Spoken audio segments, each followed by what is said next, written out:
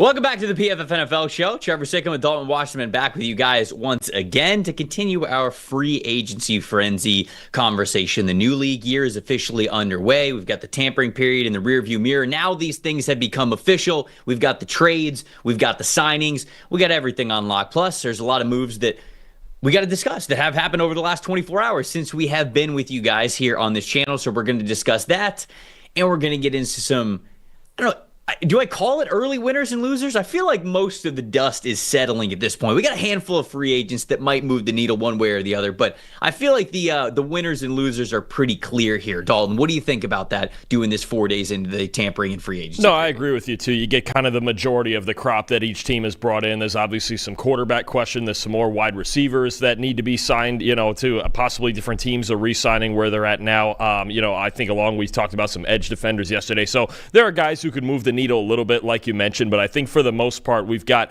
the majority of the crop that each team is going to get, and we can really start to analyze that. Yeah. I mean, Aaron Rodgers still hasn't signed yet. Maybe we'll get that breaking news here on the show, although since it's Aaron Rodgers, I don't think so. I think we'll probably be waiting a little bit longer than that. The Russell Wilson domino still has to fall. So like you said, we got some big names at the quarterback position that mean a lot, but I feel as though we can pretty much grade a lot of these classes because even with the projected teams where we think these quarterbacks are going to go, not sure it moves the needle a ton. So we'll have a good conversation here. Shout out to everybody who's watching this live, getting in on the chat. We're going to have a fun time going back and forth with you guys. Before we get into the winners and losers, though, let's talk about some of the signings that we have had over the last 24 hours. Now, this morning, we got a pretty big one in Josh Uche signing with the Philadelphia Eagles. So Brandon Graham's going to retire. No Josh Sweat anymore. Milton Williams is gone, more of an interior guy. But still, they're losing a lot on that defensive line. Josh Uche gets signed to a one-year deal in Philadelphia, and I think a lot of people are like, oh, yeah, he gets to step in right there for Josh Sweat. Do we all just forget that Bryce Huff's also on this team? Do we all forget that the Eagles basically just won the Super Bowl and didn't even use Bryce Huff at all whatsoever? He's still there. I'm not going to forget about him. But what do you think about this move here, Dalton, to kick us off, talking about Josh Uche going to the Eagles? I mean, the Eagles, they always have depth in the trenches, right? And that's a good thing to have. And when you talk about them losing Josh Sweat, obviously, like you mentioned, possibly the retirement of Brandon Graham as well looming over them, they're going to sign some more depth pieces, and I would fully expect them to look at their defensive line in this upcoming draft. So I think, again, it's an inexpensive move. It's an upside move. We've seen Uche have success as a pass rusher in the past. Even if he gives them 15 to 20 snaps a game in obvious passing situations, I think the Eagles can find a way to make use of him because, look, they find a way to make use of trench players, especially on the defensive line, more than anybody, right? They find that part-time role for him. They're not going to rely on him to do too much, and if he's ineffective, then they're going to find another solution, just, kind of in the same way they did with Bryce Huff this past season. You saw more Nolan Smith off the edge. I know he's a former first-round pick, and eventually that was the plan, but the Eagles are always looking for depth in the trenches. It's part of what makes Howie Roseman so good at his job. Yeah, look, it's more along towards their philosophy, but I had to shout out. Like, I feel like everybody just forgets that Bryce Huff is there. It easily done because they won the Super Bowl and they didn't even really need him last year, but I feel like he is absolutely going to play a bigger role this year as well. They signed him last offseason to be able to do that, and I think that he is going to play more. But Josh Uche, like you said, it's just more of the same of how the Eagles have gotten to this point to build a roster that's worthy of being Super Bowl champions. Todd in the chat saying Chuba Hubbard and Rico Dowdle now, really nice combination behind that offensive line. I agree. If you go over to PFF.com, you could check out the free agency tracker and you could take a look at all of the signings, whether you are looking at that by position or by team. And if you look at the Carolina Panthers, they obviously did a lot on the defensive side of the ball this week. Tershawn Wharton, Trayvon Merrick, Patrick Jones, Bobby Brown, but they're throwing Rico Dowdle, a 1 year, $3 million deal. So the Dallas Cowboys don't end up bringing Rico Dowdle back after he was their RB1 for most of the season last year. And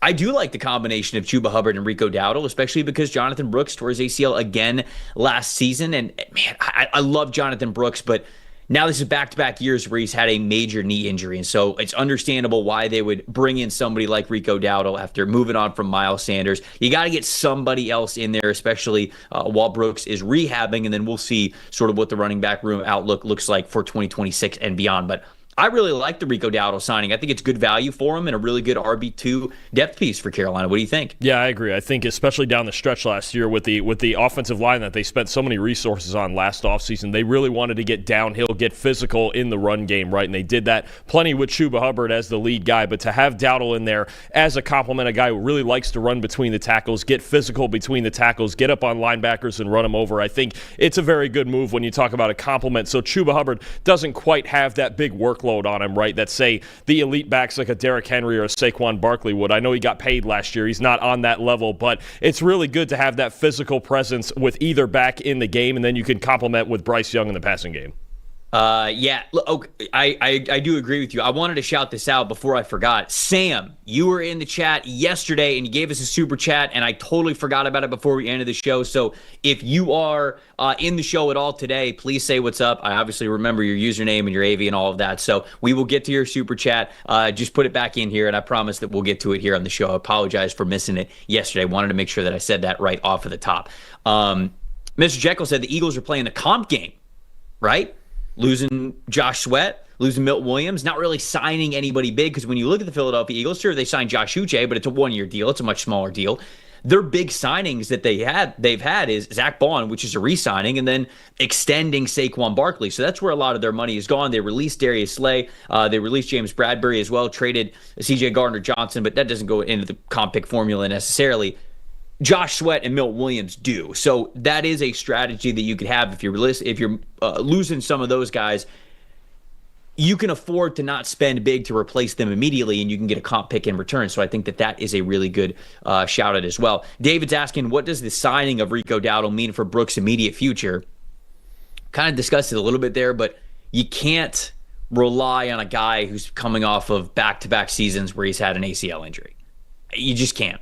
As much as I love Jonathan Brooks, he was my RB1 in the class coming out of last year. I loved his fit in Carolina as well. I thought that could have been a great 1-2 combination with Chuba Hubbard and Jonathan Brooks. You just can't put all your eggs in that basket. And so I really like that for them to sort of have that security blanket really at the position, which you need depth at anyways. So Dave is also saying biggest loser, Indianapolis Colts. So we're not talking winners and losers yet. Obviously, we'll get to that throughout the show, but he says biggest losers, the Indianapolis Colts fan base. Let down yet again. There's still the draft to look forward to, them messing it up. Are you saying that as a Colts fan because of what happened this past season? Or are you saying that because of the free agency period? Because I don't think it was a terrible free agency period for the Indianapolis Colts. If you go to the PFF free agency tracker, they signed Cam Bynum, who I like.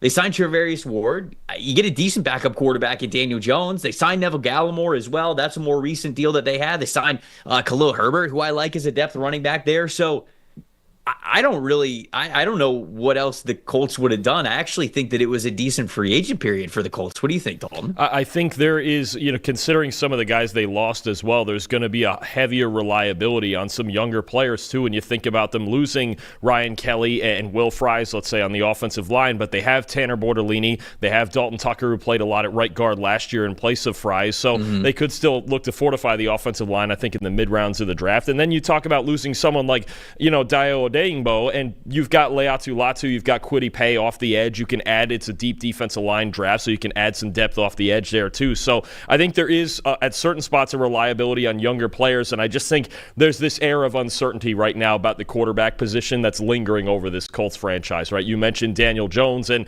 they've even said, at least for now, this is an open competition for this starting job. Now, maybe that's just trying to motivate Anthony Richardson. Maybe $14 million is week one money, like we said earlier in the week. But I think that's legitimate competition. And when you're one of those franchises that has that air of uncertainty over your quarterback position, it's hard to feel overly optimistic about anything moving forward, right? You have to get that spot figured out. Yeah. Certainly with that looming, I think it's more of maybe a sour note on just where Anthony Richardson is overall. I like their offseason. I do. You lost some players on the interior offensive line, but like you said, you can mitigate it with some of the players that were able to play last year. So I really don't hate it for the Colts, albeit I understand the disappointment of last year. Certainly the situation that they're in, you're not believing in Richardson as much as you were if you turn back the clock a year ago. So I do understand that part, but I don't think it was the worst free agency period for them. I like the guys that they brought in. The SB said, I'd say the Dolphins were losers here. They just kind of lost players and weren't able to get people that would equally replace them. I would agree if you take in last year as well. Like if you tie in some of the players that the Dolphins lost last year, Robert Hunt, Christian Wilkins being two of the main ones, I can understand that. But Dolphins didn't really have a lot of money to spend this free agency period, and they brought in James Daniels, which I like. James Daniels played really well for the Steelers before getting hurt last year. Zach Wilson, decent backup option in case Tua ever gets hurt again. Terrell Dodson, Ifeatu Melifonwu. I like them getting Nick Westbrook-Ikine. To me, that's a different type of wide receiver that they really needed. I feel like they were just too streamlined in the roles they had with the receivers on the team, so I actually really like that one a lot. Nice depth safety in Ashton Davis. Nice depth linebacker in KJ Britt, who you sort of it's one in, one out with him and Anthony Walker, who, funny enough, KJ Britt goes to the Dolphins. Anthony Walker ends up going to the Buccaneers, so you're kind of just trading him right there. But what do you think about the Dolphins? I wouldn't consider them losers because I didn't think that they were going to be super active in free agency anyways. Yeah, they didn't have the ability to be super active, and the signings that they've made are indicative of that, right? 1- and 2-year contracts for very little money. The 1 3-year contract they gave out was to James Daniels, and if he's healthy, I think that is a good option for them at left guard to replace Robert Jones. So, you look at the signings, a lot of role players, right? Terrell Dodson as a coverage linebacker, Ifeatu Melifonwu, like you mentioned, at safety. Westbrook-Ikine, I think, gives them a good route runner in the slot. So they're just trying to fill in the gaps, right? Their salary cap situation is not great. It's a top-heavy roster, and some of those guys, on the top-heavy side of that were injured last year, right? And you talk about Bradley Chubb and then guys like Jalen Ramsey in the secondary. Tyreek Hill makes a boatload of money. So they're trying to work around their cap situation. They're making as many value signings as they can, and that's really – and I even think the Zach Wilson signing is interesting considering Tua's injury history, and you're basically trusting Zach Wilson to make probably 3 or 4 starts this year considering that history and the fact that he's only played 17 games in one season in his career. We'll stick with the quarterback train, and I wonder what you think of the Mac Jones signing to the San Francisco 49ers. He signs a 2-year, $7 million deal, gets $5 million guaranteed there. It feels like a full circle moment. Remember during that 2021 NFL draft? Was that the one that he was in, or was it the 2020? 21. It was 21 with Fields and Wilson in that crew. Yeah, it was that 2021 year where San Francisco jumps up to 3, and initially everybody thought that they were jumping up to go get Mac Jones. So they obviously don't pick Mac Jones. They take Trey Lance. That did not work out at all whatsoever. But it is funny that Mac Jones eventually ends up on the 49ers. What do you think about him signing with the Niners there to back up Brock Purdy? I actually don't hate it at all. I thought Mac Jones in the games that he started last year for Jacksonville, considering how bad that Jacksonville situation was with the coaching staff basically being dead men walking and the defense being as bad as it was, he didn't play bad football, right? I mean, I think, I look at Week 13, he made a start against Houston with a 77 passing grade. Week 17 against Tennessee with a 77 passing grade. If you've got the offense set up right and he's protected enough and he's able to throw on time, it's not that bad to have Mac Jones for a start or even a handful of starts, right? I don't think he played that bad. I think the Niners could do much worse as a backup, especially for that cheap, what is it, less than $4 million a year. I take no issue with that at all. I think he could capably run that 49ers offense for a handful of weeks if something were to happen to Brock Purdy. Obviously, the pass protection there is a little bit of a question. They do have a couple of holes on the offensive line, but I think considering their weapons, considering that system, knowing that Kyle Shanahan wanted him back in maybe had wanted him back in 2021, at least thought about it, and now he has him in there to run that system. Look, he's a smart guy. He's capable of throwing on time. He doesn't have the biggest arm, obviously. It's going to be a more conservative approach with him, but I think you could do a lot worse with your backup than Mac Jones. Andrew in the chat saying, which former first-round pick is next on the Cowboys wish list? Josh Rosen? Alex Leatherwood, maybe? Cowboys are just stacking former first-round picks. Andre Dillard comes to mind. What's Andre Dillard doing these days? Former first-round pick from the Philadelphia Eagles. You could bring him out, bring him over. I actually don't know what team Andre Dillard is on. Was he with Tennessee last year? Is that right? I can't remember where he was last year. He was with Tennessee at some point. Could it be an older one? Could it be C.J. Mosley? Could be somebody like that. Oh, there you go. He got released. Could it be one of these veteran edge guys? Could it be Von Miller? That's Von Miller, right? We're going there. way back. We just know whoever they sign next is going to be a former first-round pick. There's no doubt about the process of elimination there is pretty easy. Real quick, speaking of, I've got actually a former second-round pick. Pittsburgh Steelers quarterback news, Trevor. Yes. They have signed Mason Rudolph. So we don't have an Aaron Rodgers answer. So a reunion, nice little reunion. We do have a reunion, and we do have somebody who we don't assume would be starting for them unless something crazy happens, but they do have Mason Rudolph back in there as the backup, because last year obviously it was Russell Wilson and Justin Fields last year. If Aaron Rodgers comes in, Rudolph won't be competing for the starting job, but he goes back to familiar territory in Pittsburgh. So this is very interesting because the Titans now have one quarterback on the roster. It's Will Levis.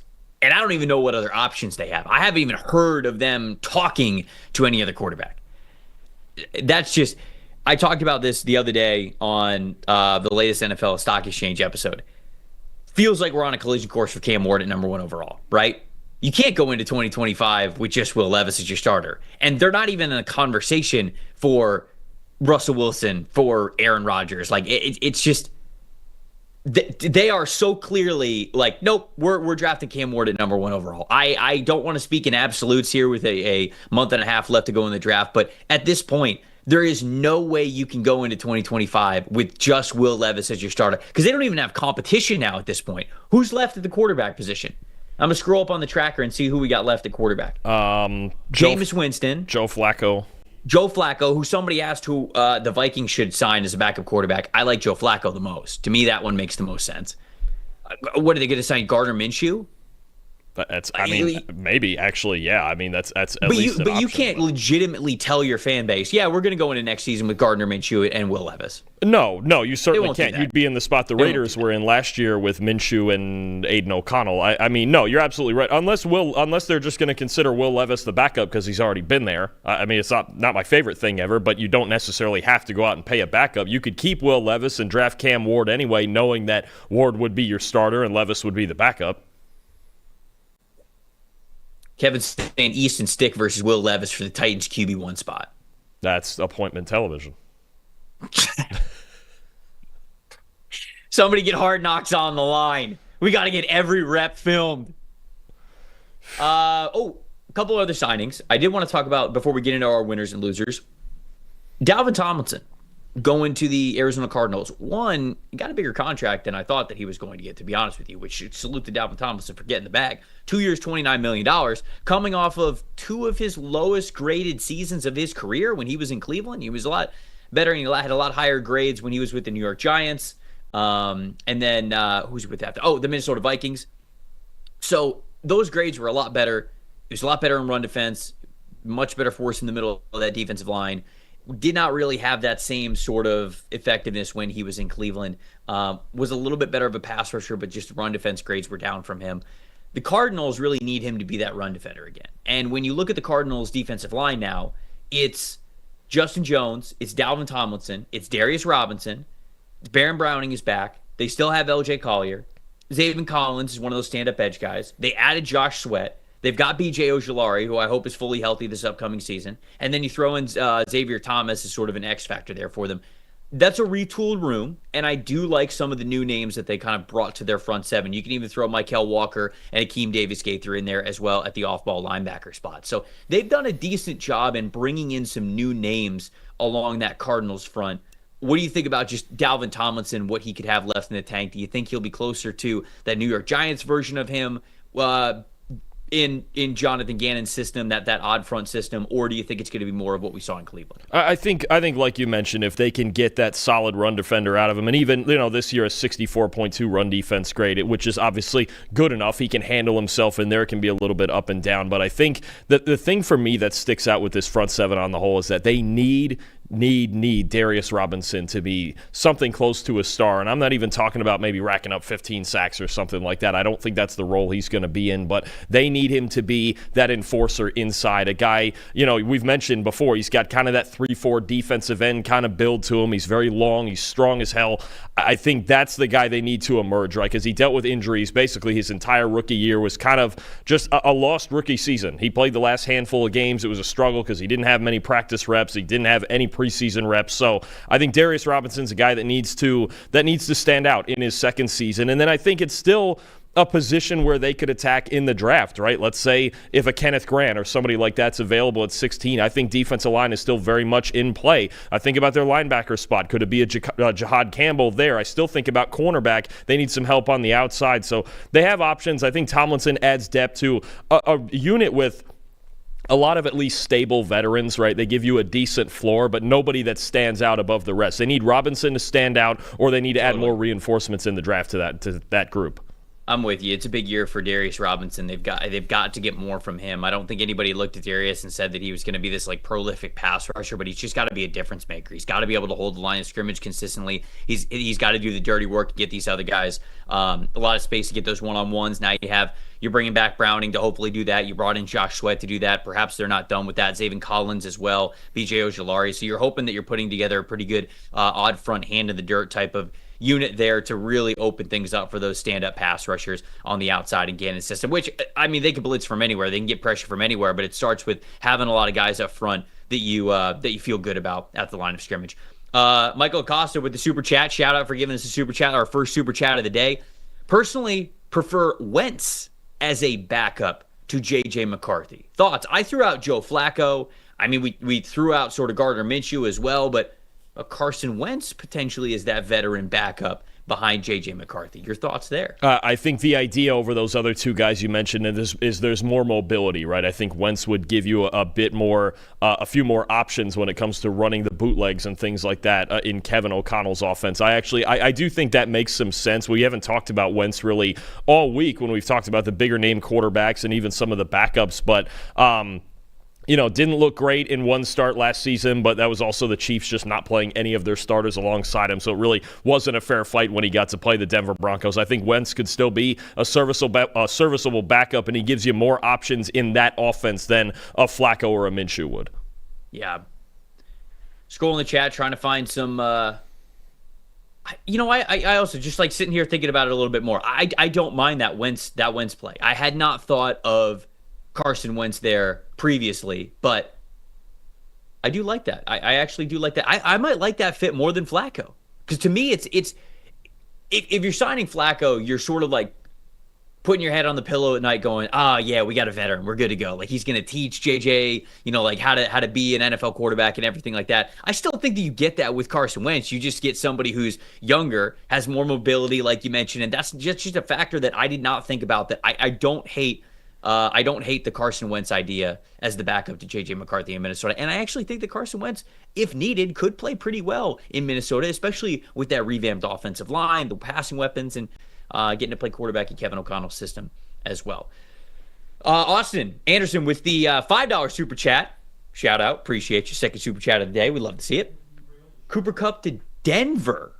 Been hearing some rumblings. Would absolutely love that. What do you think about Denver? It feels as though the second that Cooper Kupp got released, every fan base in the NFL was like, oh yeah, we're signing Cooper Kupp 100%.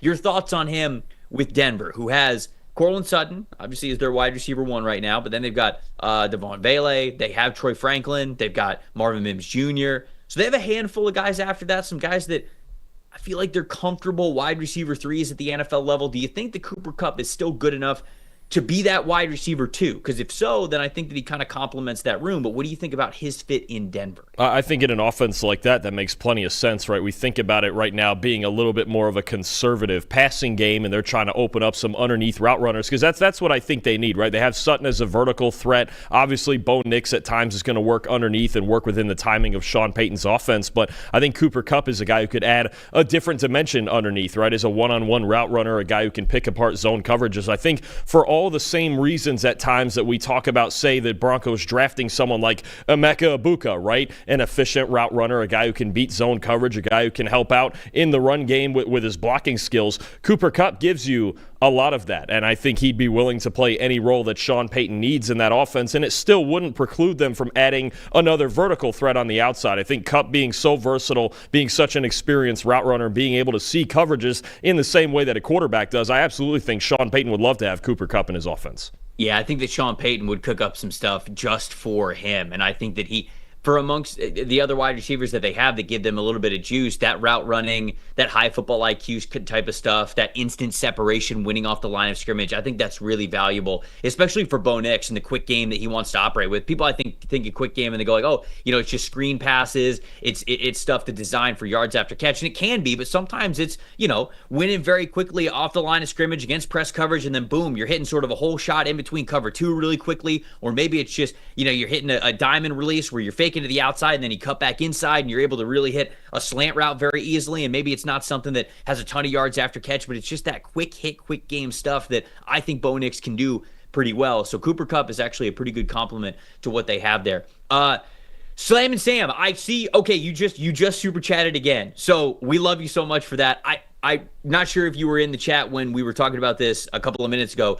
I know I missed your one from yesterday. I'm so sorry about that. You don't have to super chat that one again. I saw you super chatted a different one.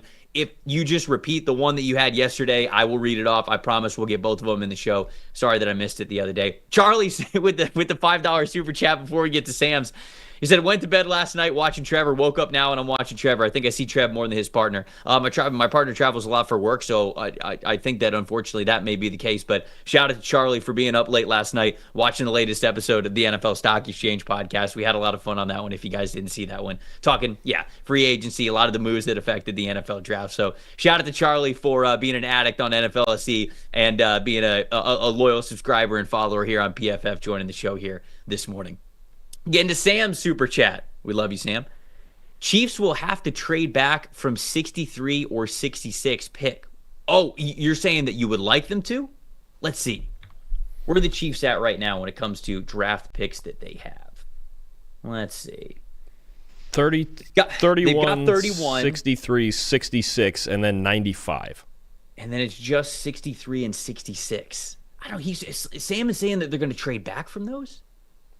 I mean, they could. They have the standard 7 picks, albeit in a weird order. I think if you were going to do it, because you have a huge gap from 133 all the way down to basically the end of the draft, they would be getting more day 3 picks. I think it's possible if they were looking to just acquire a greater volume of picks on day 3, because they're going. I would think maybe that means, even if it's not the second round or early third round pick, you could trade down from 95 or 133 and get more picks in, say, round 5 and 6, because that's where the big gap is. But if it was me, I would think about it with those 2 later picks, I suppose. 63 and 66, I think in this draft, you could get 2 really good players with that kind of being the sweet spot where there's a lot of day 2 depth. I might think about trading down from 95 or 133. Yeah, I was going to say, I don't know if I would move on from 63 or 66. I think you're right. I think that's the sweet spot of sort of where a lot of value in the draft is. If they wanted, especially for the trench needs that they have now. Yeah, if they wanted an interior guy, that's the perfect spot. If they want a guard, if they want more defensive line depth, if they wanted to add to the running back room, I think those are 2 really good picks to have.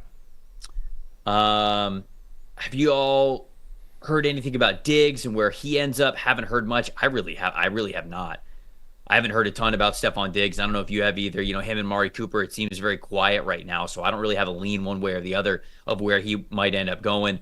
Taz is asking thoughts on Demarcus Lawrence to the Seattle Seahawks. I love the move. I really do. He wasn't as good this past year as he has been in the past, but when he was really good with the Dallas Cowboys, he was great at setting the edge, holding the line of scrimmage, being great in run defense. And when you have a 3-down lineman of Leonard Williams, who had a great year last year in Seattle, Byron Murphy II, and then Demarcus Lawrence, that is strength, that is size, that is a lot of talent that is on that front 3 there to really free up Uchenna Nwosu, the guys, the linebacker level, the middle linebacker behind him, Boye Mafe certainly as well, depending on who they might end up drafting at number 18. Maybe you're drafting like a guy like Jihad Campbell. I know they brought back Ernest Jones, but maybe you're drafting a guy like Jihad Campbell, maybe a Nicky Manwari, somebody like that. And when you have that front 3, the way that they have it now with Demarcus Lawrence added, I love it. I love the potential there for Seattle. I got to be honest. I think the way that they're leaning in now to these defensive signings, keeping Ernest Jones, obviously getting Demarcus Lawrence like you just mentioned, and they're pretty well set in the secondary. I would understand adding at safety a guy like Eamon Worry, but I can't help but feel like they're going to go offense. I have to think it's going to be wide receiver, offensive line early in this draft because that's really what they need. I think yesterday we talked about they have, I think it's 5 picks in the top 100. I got to think wide receiver and interior offensive line is going to be the big emphasis because, again, I think with their defense, with Sam Darnold's match with Clint Kubiak and his experience with him, I do like, actually, I think a signing we haven't gotten to, or I think it was after we went off yesterday, was them going and getting Marquez Valdez-Scantling, too, who was with the Saints and Kubiak last year and adds to the vertical element that he wants to have in his offense, right? There's still clearly something there with the size and speed of Valdez-Scantling, so they do need to add more receiver. I actually like that signing a lot as a guy he already knows coming from New Orleans, and he made an impact down the stretch last season for the Saints when they had functional pass protection and quarterback play. That's always the hard part, right? But no, I do think Seattle, I think it's going to be more of an offensive emphasis in this draft after these signings. I like where their defense is at, especially if Lawrence is healthy.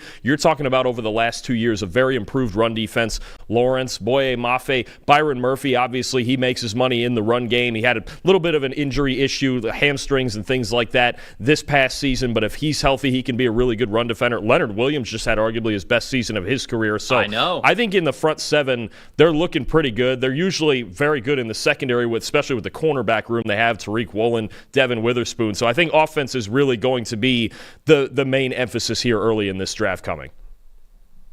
Somebody in the chat saying Jalen Walker as well, saying Jalen Walker to the Seahawks terrifies me, but then in parentheses says, I think they will go wide receiver, but I can dream.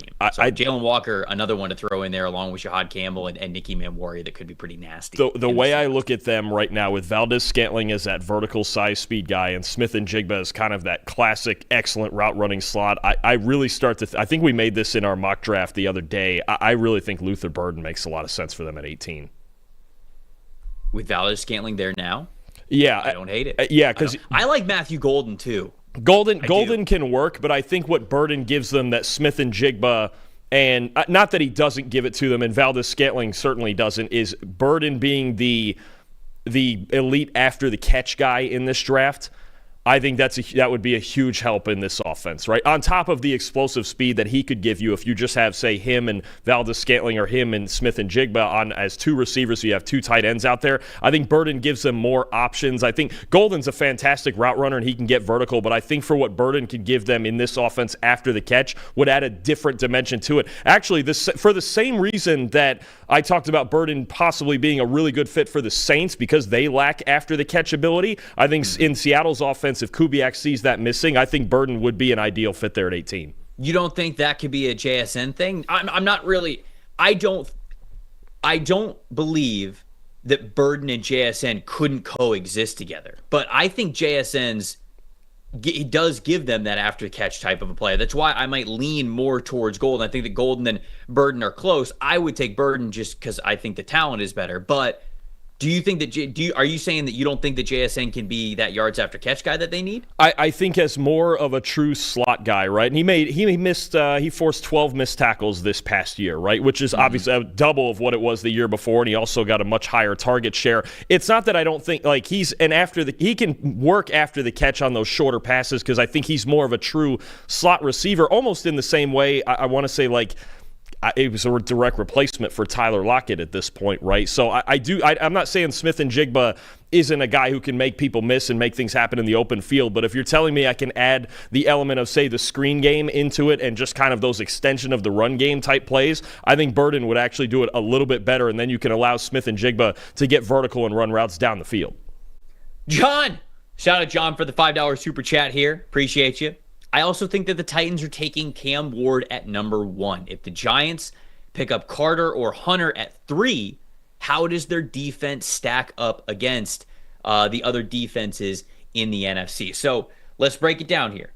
So the New York Giants, if they were to add an Abdul Carter, then their defense, their interior defensive line would sort of be the same. DJ Davidson, Dexter Lawrence, Roy Robertson Harris, who they just signed, Elijah Chapman's in that rotation, Raheem Nunez-Roches is still there. And then on the edge, it would be Brian Burns, it would be Kayvon Thibodeau, and then it would be Abdul Carter. You still got Bobby Okereke and Micah McFadden in the middle. In the secondary, you just signed Paulson Adebo, which is a move that I really loved. You got Tyler Nubin, but you also signed Javon Holland, another move that I absolutely loved. You could play Banks on the outside, and you can move Drew Phillips and keep him in the slot as a matchup type of a player there. I just realized on the Hourlad's depth chart they have Isaiah Simmons as a nickelback. That's funny. They have Adoree Jackson too, but he's a free agent. So if you're adding Travis Hunter to that defensive side or Abdul Carter to that defensive line, it's not like after free agency I think those needs are dire, but certainly they get a lot better. So with the free agency moves and then potentially with the Giants drafting Travis Hunter or Abdul Carter, where do they stack up against the rest of the defenses in the NFC? Because who are some of the top defenses that we have in the NFC right now? Philly is obviously one of them. I think that Buffalo is going to be an improved unit. Or, well, actually, they're in the AFC. I think that Washington's going to be really good. Detroit, obviously, is going to be great. The Rams, I think, are going to be good. Well, this is tough. I do think it would stack up pretty well. I think you know me, I love the Javon Holland signing. That's one of the better signings of free agency. If you were to add the only thing is if you were to add Hunter or Carter, is I think at that point then we'd be talking about, okay, unless they view Hunter as a receiver, and that's a whole different conversation. But you're talking about, okay, all of a sudden Deonte Banks' job is on the line, right? If you add Abdul Carter, you're talking about, okay, Kayvon Thibodeau's job is on the line. Or maybe just done for, right? When you're talking about, okay, then it's Abdul Carter and Brian Burns and obviously whatever you have on the inside. For all of these reasons, and even if Travis Hunter, we think about him as a receiver, they just paid Darius Slayton $12 million a year. They've got Wan'Dale Robinson inside. They have Malik Neighbors. These are all of the reasons that I think they're still taking a quarterback third overall, that I still think they're taking Shadur Sanders. Because it's now, other than maybe right tackle, it's the one big giant gaping hole on their roster, more so than anything else. Because they can survive and still see if they can get a third-year leap out of Banks, right? Or see what they can still get out of Thibodeau, right? And even if you draft one of those guys, what is your answer at quarterback? Does any of it matter, even if your defense is that good? When right now, they're hosting Russell Wilson, right, tomorrow. And now there's rumors that if they can't get Russell Wilson somehow, then maybe they'll pivot to Joe Flacco, and that's just not a viable solution for a whole season. This is exactly why I'm convinced they're still going to take Shadur Sanders third overall, whether it be against their better judgment or not, or what their actual opinion of Sanders is. What else are they going to do? I don't know. It's a good way to rope in Sam's super chat from yesterday. He said, are the Giants waiting to draft Eli's nephew next year? Obviously, Arch Manning from Texas becomes draft eligible next season. We figured that he is going to be a top-tier quarterback prospect a year from now. So maybe, but here's the thing.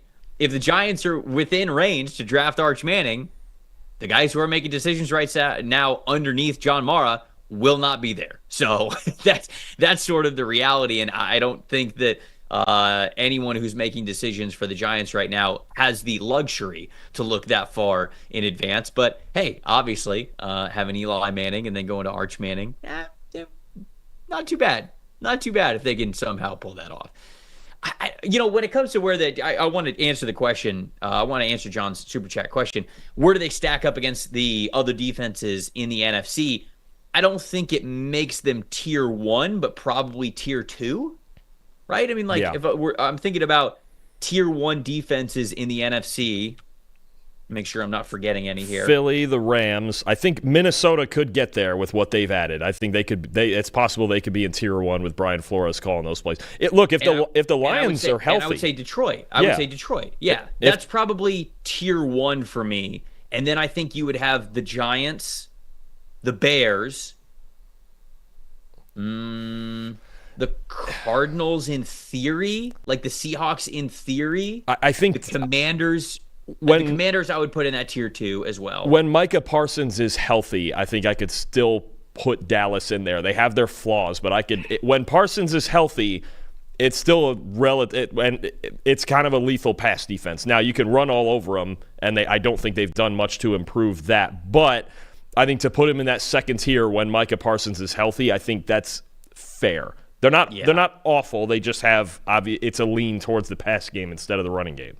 I would still put them probably tier 3, but maybe I'm just a hater in that regard. So anyways, I'd put the Giants, if they were able to get one of Travis Hunter or Abdul Carter, I'd put them in that tier 2 of defenses in the NFC. Jeff gave us a $5 super chat. Shout out, Jeff. Love you. Have the Patriots forced themselves into offensive line at number 4? They only added Morgan Moses at 34 years old. Now their center, David Andrews, is cut/retired. Are they trying to kill Drake May?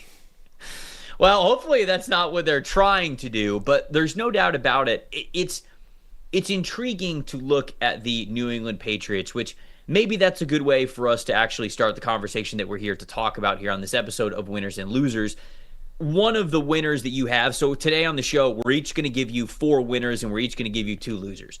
You have the Patriots on the winners list. So I think that this is a good way to just start this conversation and to get in the winners. You have identified the Patriots as a winner, and it's hard for me to really disagree with you here because when you look at everything that they did on the defense side of the football, adding Harold Landry, adding Milton Williams, Robert Spillane, Carlton Davis. I mean, they have really added some serious talent on the defensive side of the football to give them a lot of flexibility for what they can do on the offensive side. They brought in Morgan Moses. They brought in Mac Hollins as well.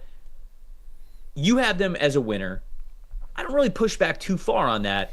But when you think about what they're doing versus what they could do in the draft now, it does feel as though, man, sure would have liked for them to do a little bit more along the offensive line than they have so far. So talk to me about the Patriots being winners and then the outlook of them addressing the offensive line before they get to week 1 next season. Yeah, this is kind of in the context of there is obviously a long way to go with this offense. Left tackle, center, wide receiver, running back. I mean, those are all going to be areas of focus moving forward here, and I expect this to be an offense-heavy draft. But if Mike Vrabel was coming into this team to set the culture of, okay, we're going to have a very good defense first, we're going to play complementary football, we're not going to ask this offense, no matter who the personnel is, to go out and score 30 points a week, right? You don't want to be in a situation, say, like the Carolina Panthers, where their defense is giving up 32 points a week. They don't even give them a shot, right? And you look at all 3 levels of this defense. Look at this defensive line. Keon White, Christian Barmore, Milton Williams, Harold Landry. That's pretty nasty. It's pretty good. You could do a hell of a lot worse than that, and it's a deep D-line draft if you wanted to keep adding depth to it. I look at their linebacker spots, right? You look at Jawan Bentley, Giovanni Tavai, Robert Spillane, Christian Ellis. Those are 4 darn serviceable players, and Spillane's one of the best run defenders in football. Then you look at their secondary. Christian Gonzalez, Marcus Jones, and Carlton Davis at corner with Kyle Duggar and Jabril Peppers behind them. Mm-hmm. You've got a pretty solid 11 there on defense that I think can do a lot of different things. And Mike Vrabel, look, even back in his Tennessee days, he was building that defensive line first with Jeffrey Simmons and those guys up front. They were working back towards the back end. They had Kevin Byard at safety. I think you've got a pretty solid 3-layer defense that can keep them in games and can relieve the pressure of having to take very many defensive players, if any at all, high in this upcoming draft. So they're going to build this offense with young talent. I know there's they have a couple of serviceable tight ends. Obviously, Drake May at quarterback. They've got, I think, 3 of the 5 offensive line spots filled in right now. But the fact that wide receiver and left tackle are probably the 2 biggest needs, and they're picking 4th overall where, look, you could take Will Campbell if you want to. You could take Travis Hunter if you think he's a receiver. Tetairoa McMillan, I think, should very much be on the board. It gives them options early in this draft. I don't think they're in the worst position. I know they signed a lot of defensive players, but I also think they were taking advantage of the market and where it was at with regard to what offensive tackle. With Alaric Jackson would have been the guy. What offensive tackle could they have taken in free agency without Alaric Jackson that you'd go, okay, yeah, that's a long-term solution? Nobody, not even a Ronnie Stanley. I get, why they had interest in him, but Ronnie Stanley's on the wrong side of 30, even though he's still a really good pass protector. That may not be a long-term solution for them, and he likely wanted to stay either with a contender in Baltimore, which he did, or go to a Kansas City or something like that. So, look, I'm looking at 4 picks in the top 80 for New England. I wouldn't be shocked at all if all 4 of them were offensive players. Offensive line and receiver are going to be the heavy focus in this draft. I don't think they did a bad job if Mike Vrabel was focused on, okay, I'll fix the defense now, and we'll work on the offense later, get young guys in there with Drake May, and see who emerges out of all the competition, even with all the young guys who drafted last year. Yeah, I think that that's an important thing to remember, right? Just because the Patriots had a lot of money to spend didn't mean that they were going to be able to fill every need on their roster immediately. This was the worst roster in the NFL when Mike Vrabel took it over, when he agreed to become the head coach. And they had a lot of money to spend, but you don't just want to spend it just because. You want to get the right players in there. And so the salary cap, it's not like it goes anywhere. You know, if you aren't close to the cap floor, it's not like if you don't use it, you lose it. You'll still have that salary cap going forward. You're just not paying those players as much from this free agency class. So they can still carry some of that flexibility and cap space into next season. Now, they're probably going to continue to spend to try to make the roster as good as they can for next season, but they don't have to get to the cap floor every time. That's not a requirement. So I think they probably looked at this and said, hey, the way that this is falling to us, we're just addressing defense in a very heavy way. So we're making the defense a lot better. The floor of the team, in my opinion, is a lot higher than it was before. And just because they're going to go into the NFL draft with major needs at offensive line doesn't necessarily mean it's a failure. So I agree. I would lean much more towards the Patriots being winners, despite the fact that they are probably forced, quote unquote, if you will, to go very offense heavy moving forward. Cody and Slensei, I see the super chats. I'm going to get to those in a second, but this one's topical. Slam and Sam had another one. He said, Patriots trade back with the Bears. Bears have some good picks. I actually love that move. I really do. Now, the Patriots have a lot of picks. They've got 5 picks within the top 106. So it's not like they're in desperate need of some more selections. But I talked about this on the NFL Stock Exchange show yesterday. If Abdul Carter somehow gets to number 3 with the New York Giants on the board, or the Patriots at number 4, if I am Ryan Poles, I am on the phone and I'm saying, what do you want for us to get up there for us to go get Abdul Carter? Because you probably, for the Bears to jump from 10 to 3 or 4, what's it going to cost you? 10, 41? Because remember, they have 39 and 41, so it'll cost like 10, 41, and then a third next year? Yeah, it could be. That sounds about right. Yeah, and they have that. That's an extra second-round pick you're talking about giving up, so they'll still be set picking at 39. Exactly. So you can then go up and get Abdul Carter and then draft Cam Scadaboo, Quinshon Judkins, Caleb Johnson, Travion Henderson, whoever you want at 39, whatever running back is there. Shoot, Amari and Hampton, if you're lucky, probably not last until 39. That is a massive win for the Bears if they're able to supplement what they did in free agency with a move like that in the NFL draft. And then I also think it could be a win for the Giants or the Patriots to be able to continue to stockpile more picks and get more darts at the dartboard, if you will. And New England trading down, let's say they do trade down from 10, it very well, the way we've been mock drafting lately, it very well could still free them up at 10 to get Will Campbell, right, who's been talked about with the 4th overall pick. If you were to get Will Campbell at 10 and get a package of picks back from Chicago, including the 41st overall, like you mentioned, it is really a win-win for both sides, with the Bears team looking for star power and New England looking for more darts to throw at the board. Gregory in the chat saying the Bears don't need to be trading away their picks. Their roster sucks. I could not agree less. The Bears roster absolutely does not suck. They just were massive underperformers last year with a coaching staff that clearly did not know how to utilize that roster or knew what they were doing. I think it's a huge year for them upcoming. But I understand offseason champs last year. Offseason champs again. JRaz 77.7. I just want to say thank you for the $5 super chat. Didn't even have anything in the chat. You just donated the $5. Maybe that's just a tip for what we're doing. Sometimes you just run into nice people, Trevor. That's don't spend it all in one place, Dalton. But we appreciate you giving the super chat there, Cody. I want to get to the next one because I want to talk about this in a second. But Cody's asking, not football related, but Trevor, have you kept up with disc golf? That's a shout out to the Scratch for Scratch series that I did with Paul Ulibarri, and a really fun team. When I tried to pick up disc golf and become a scratch disc golfer, I am not a scratch disc golfer. I disc golf for the first time actually last week for the first time in a long time, and I did okay. I'm not bad. I'm not terrible. I still remember some of the techniques from that documentary. It's a fun game to play, especially when your friends love to play it. But I will say this. A good buddy of mine got his first ace last week, and we all got to witness that, and we went crazy when that happened. So disc golf is a lot of fun, and I do love it. Okay, so let's get to Slensei's $10 super chat, which, wow, $10. That extremely generous. I appreciate it. We'll dive deep into this question here. Titans are easily a loser in free agency. The Dan Moore signing is good, slight overpay, but it happens. I like the Cody Barton addition, but anything else, had to make sure that I said that in the proper inflection because that is indeed in the super chat. I agree with you. I have the Tennessee Titans as one of my losers in free agency because I don't really think they did anything to mitigate the worries that I had about this roster. Going into free agency, I had worries with the Titans along the offensive line, at wide receiver, at quarterback.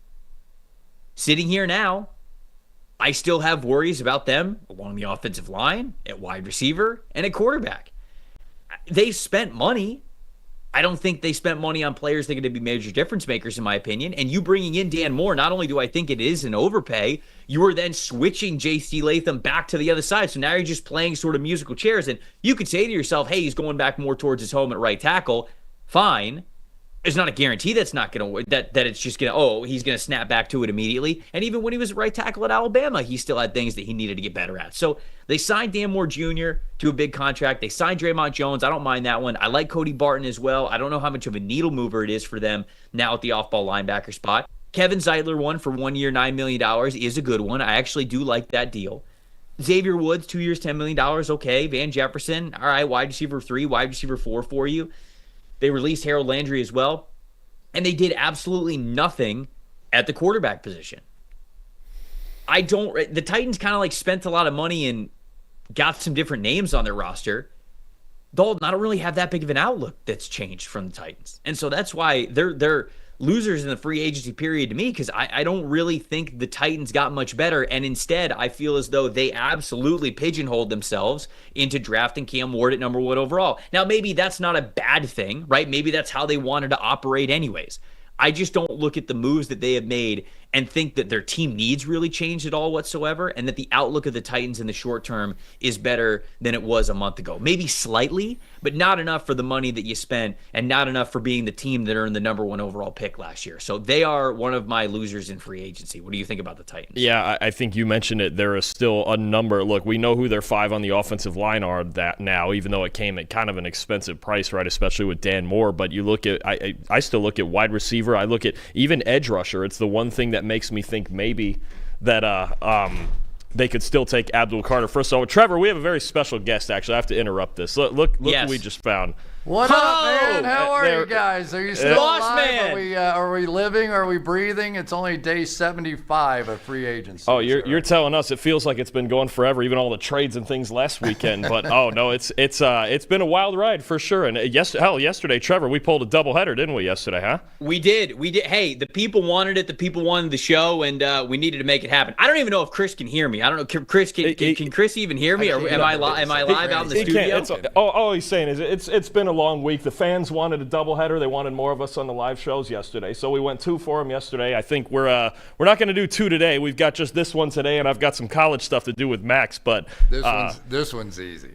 Oh yeah. Just write down Cam, and that's it, right? I think that's where we're getting to. Is it's just Cam Ward? Maybe Abdul Carter is still on the board, but look, Trev, the boss man, he's with you. He thinks Cam Ward's the next quarterback of the Titans. We're going with it 6 weeks ahead. You could tell them they're not going into next year with Will Levis. No, you know. And Travis is the best player in the draft. I think I heard you say that, right? I'm in. Look at Chris out here, NFL draft analyst Chris Collinsworth. We love it. All right, I'm gonna give you my opinion on him, though. Let's hear it. I would play him at corner because, like, I put him on as a wide receiver and I go, this dude is a great player. I would take him very high as a wide receiver. You put him on at corner and he was surprisingly physical playing corner and tackling, where I thought on offense he didn't really block, right? I think that's kind of the plays that he took off just to try and preserve himself.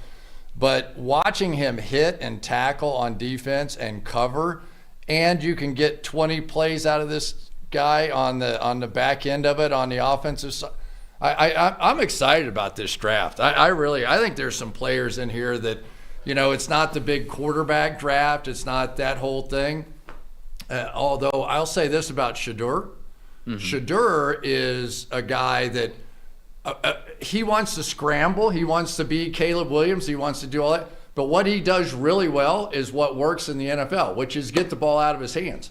When he hits the back foot and throws RPOs, make quick throws, he looks like an NFL quarterback. When he looks bad is when he tries to create on the outside. It's where he makes mistakes. He takes a lot of sacks. He takes a lot of hits. Like, dude, play NFL quarterback. Just do what you do. You're really good at it. So Yep. I have a sliver of hope that somebody in the NFL could actually turn him into something that could really work. Probably not in the top 5 because these other guys are such great players for me personally. But I think there's enough there that he could be. So where are you at on the Giants, though? Because they're kind of pinned back into a corner now with their quarterback situation. Is he going to go 3 just out of necessity? If Cam Ward goes 1, are they going to take Shadur 3rd overall? Because it seems like Aaron Rodgers doesn't want to stay in New York on that side, and we don't know what else the Giants are doing as far as veterans. Oh, well, they're so pinched in because of what the 1-year thing, right? Right. Coach and GM. So I guess.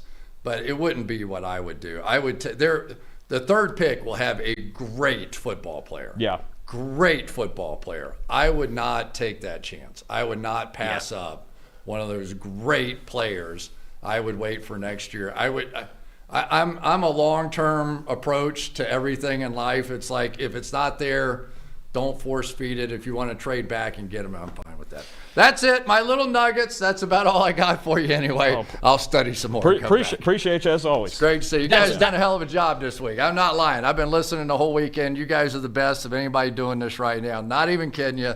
Love it. You guys keep it up. Don't ask for a raise too soon. We're not that. Hey, you talk about a super chat, Trev. That's as super chat as it gets right there. Hey, shout out Chris Collinsworth for the in-person super chat. We appreciate you. Salute to you. You can tell that Chris has been watching the shows because he just gave us exactly what we have been saying, all wrapped into one. He gave you your Shadur take about how he plays quarterback the way that NFL teams actually play quarterback. So he gave you your kudos there because you've been preaching to the choir there and you've been standing on that table for a while. And then he also said sort of the angle that I think. When I think of the New York Giants at number 3, I go, don't pass up on Travis Hunter and Abdul Carter just because you need a quarterback. You draft one of these guys a little bit later. Don't do that because you try to get aggressive maybe if Shadur falls a little bit in the first round. Don't pass up a Travis Hunter and Abdul Carter. They're too good of football players at number 3 overall. So shout out Chris, man. Guy knows his stuff. That was a little teaser for you guys because Chris will be with us during the draft show on draft weekend as well. So everybody who's watching and listening, Chris loves to turn the page and get his draft takes in there. As you can tell, he pops in the studio and he had to get here in on the show. So make sure you guys are watching the PFF NFL draft show because Chris gives you a lot more of that great stuff. But what'd you think about the assessment? He's been listening to what you've been saying about Shadur Sanders. What'd you think? Hey, listen, that's why, again, I have him QB1. I think it's very close with Cam Ward. I think they're a little bit different style. Obviously, Ward's got some gunslinger to him. But, you mentioned with Shadur how when he does play within structure. And again, the thing I try to preach about what happened down there at Colorado and the way their offense was, Trev, they weren't just bad at running the football. They were incapable of running the football. So I do think, look, there are guys who have a tendency to break the pocket because they just want to play playground football. I don't think as his first instinct, Shadur wants to do that. I think the offense necessitated that because if he didn't do that 8 to 10 times a game, they just wouldn't have won. They didn't have any other answers when it came to running the football or, their defense. There was a few games this year where their defense let them down, right? And I think Shadur felt like, along with Travis Hunter, there was times where he had to carry it, right? He had to carry that offense, an extremely one-dimensional offense. I think if you put Shadur in an offense that has consistent pass protection, a capable run game, any semblance of play action, because I think there was maybe only 2 out of the 13 games he played this year where I saw, hey, Colorado actually used some play action. That was a thing. That offense and what he had to do to carry it. We talk about obvious drop back situations, right? And we talk about it being very hard to throw the ball when everyone and their mother in the stadium knows you're throwing the ball. That was Colorado every play of every game the past 2 seasons. They had no other answers on offense. Their answer was, we have Shadur Sanders. So the fact that it sounds funny because certain times you think about quarterbacks, okay, we can get to the NFL, we develop him, we expand his role. It's almost like I need Shadur pulled back a little bit into the structure of a functional offense. Maybe, again, we've seen this from Brian Daboll in the past. If he can do it with Daniel Jones and make the playoffs, he can do it with Shadur Sanders. You've got, Brian Daboll wants to run the football, right? They got to fix up the offensive line a little more, but they want to run the football. They have 2 decent receivers and one great one with Malik Neighbors obviously leading the way. I think it still makes some sense to me. I know it's high. I know it's third overall, but Shadur can walk into the NFL and start. I believe that, and I think he can play more within structure than people think than when they just look at the sack totals. I just love the fact that Chris was basically preaching your message, and you're just sitting there. That might have been the biggest smile that you've ever had on your face. Just listen to him basically agree with you on Shadur Sanders.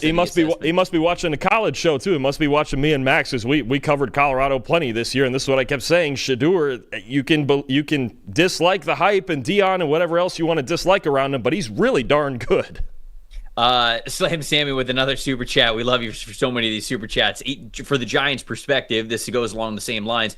Don't ruin the franchise to save your jobs. He's talking about Joe Shane and Brian Daboll, sort of on the hot seat already. And he says Arch 2026. So that is the theme that he is going with. Tanking for Arch Manning is the correct strategy there for the Giants. It may be, if there wasn't this urgency / mandate put out by John Mara. It might be. If I knew Brian Daboll and Joe Shane would be there in 2026, I might be inclined to agree with you. The message has outwardly been clear that this is the year there needs to be significant improvement.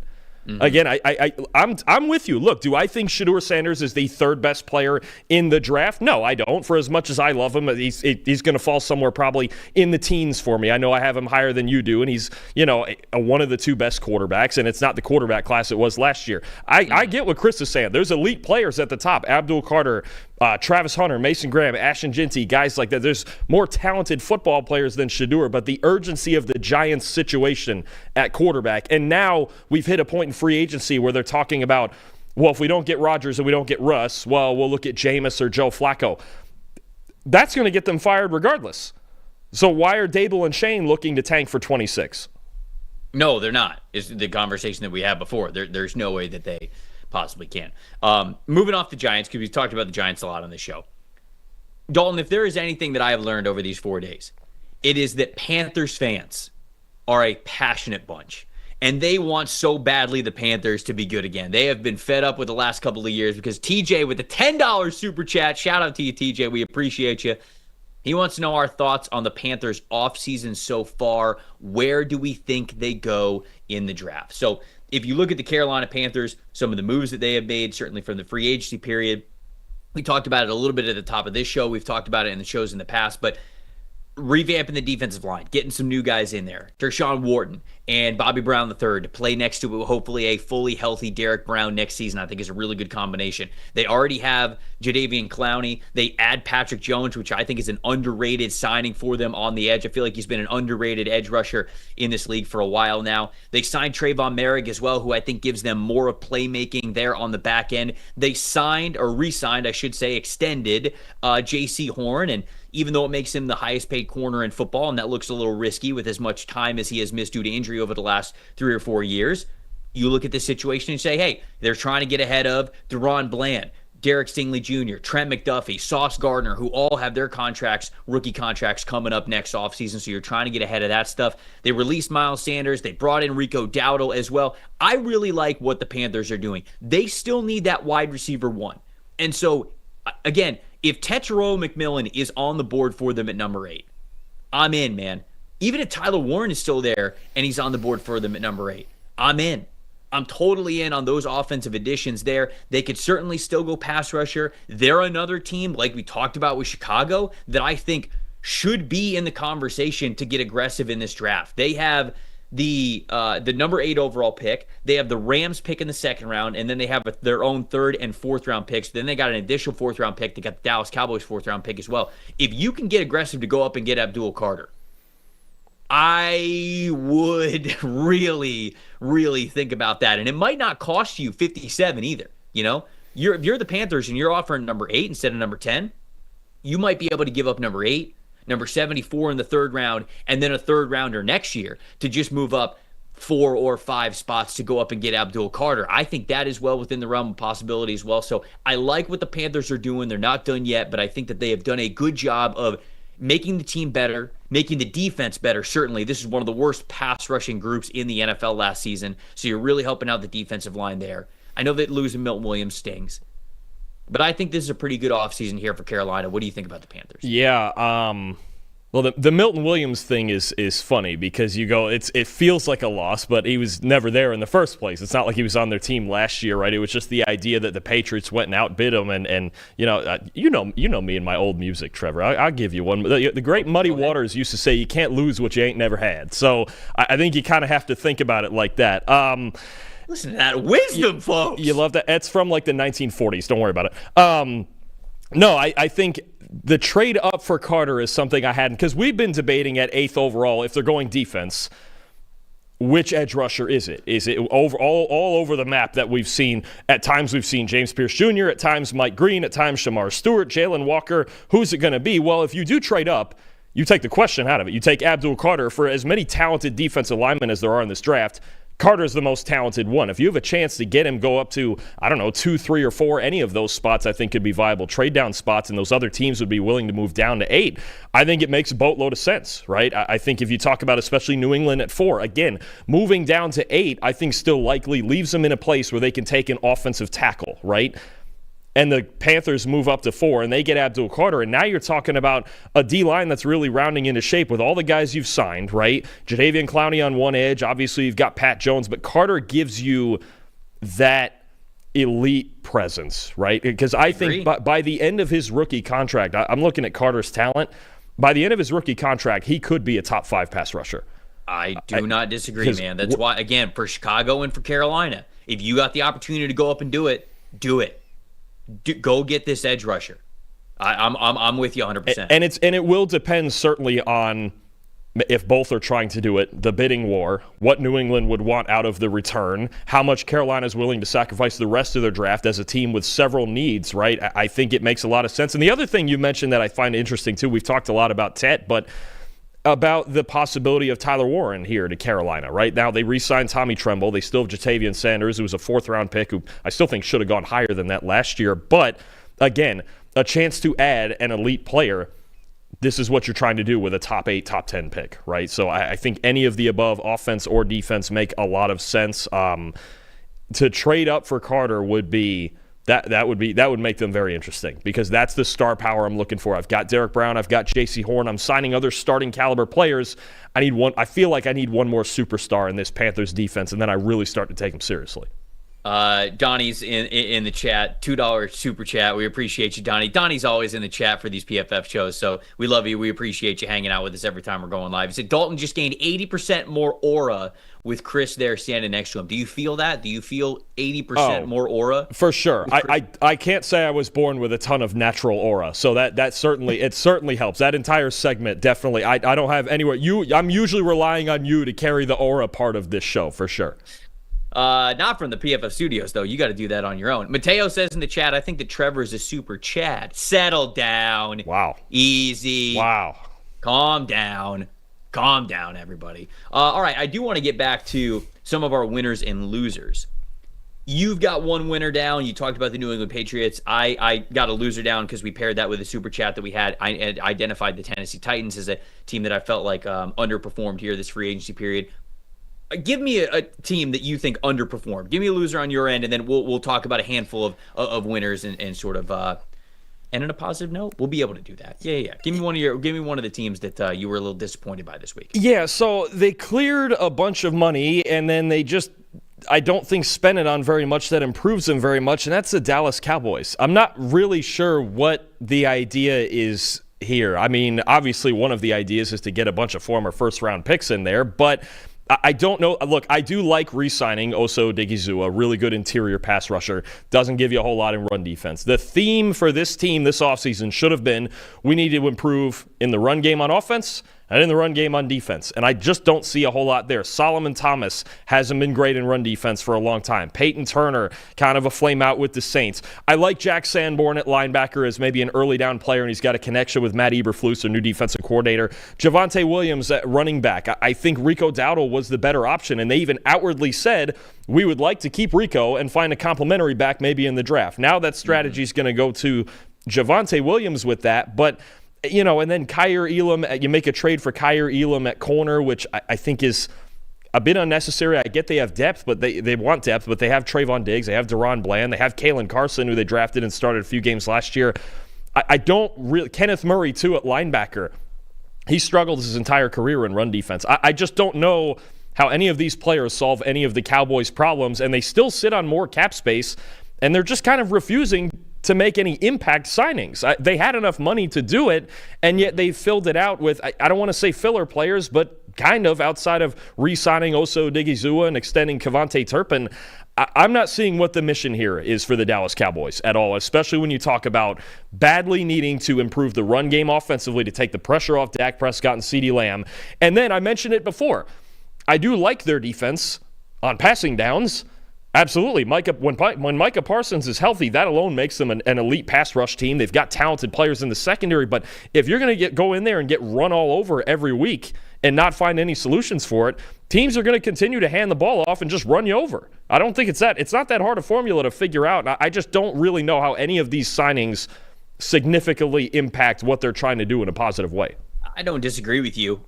It's hard to think that we would have expected more from the Cowboys because they never spend big in free agency. That's just not what they do. The regime hasn't changed because it's always been Jerry Jones at the top dictating things since he's owned the team. And this is just the way that they've gone about things. I mean, I read yesterday that the last time they've spent more than $6 million per year on a player in free agency was Greg Hardy in 2016, 2015. So we're almost at 10 years now, right? Since they've just made a major splash in free agency. That's just not what they do. And I think a lot of teams would tell you the way that you build a healthy roster that is your way is through the draft. So they're obviously emphasizing things in the draft, but man, it feels like they could have the opportunity to make some more splash in free agency. This was another opportunity that they just did not take. So I agree with you about the Dallas Cowboys. A couple of super chats to get to before we turn the page and we get to some more winners that we thought did well in this free agency week. Sam's back and $2 super chat says, Jameis is the perfect fit for the Pittsburgh Steelers. Deep contested catches. I didn't even think of that. If they keep both DK Metcalf and George Pickens, just sign Jameis. Truly. Forget Aaron Rodgers. Don't deal with it. He's not even the quarterback that you want at this point. Aaron Rodgers, I was talking with Connor Rogers last night when we were filming Stock Exchange, and I asked him about this exact situation with the Steelers. And I was like, what was Rodgers like last year? Was he willing to hold on to the football at all whatsoever? And he's like, no. Rodgers did not want to hold on to the football. He did not want to stand behind the offensive line. He was trying to not get hit, not get hurt. And when you have guys like Metcalf and Pickens, you've got to hold on to the ball. You've got to let them get deep downfield, and you've got to set up those deep contested catch situations. Jameis will do that all day long. So, hey, forget Rodgers. He's going to take forever to make his decision. Fine. You thought you could get him on the cheap and you can't? Fine. Just go sign Jameis. Sign Jameis, keep both of them, and just be the most entertaining team in all of the NFL. I got a conspiracy for you because this is something I talk about, or at least I ask you about when we do our mock drafts now about the Steelers sitting there at 21.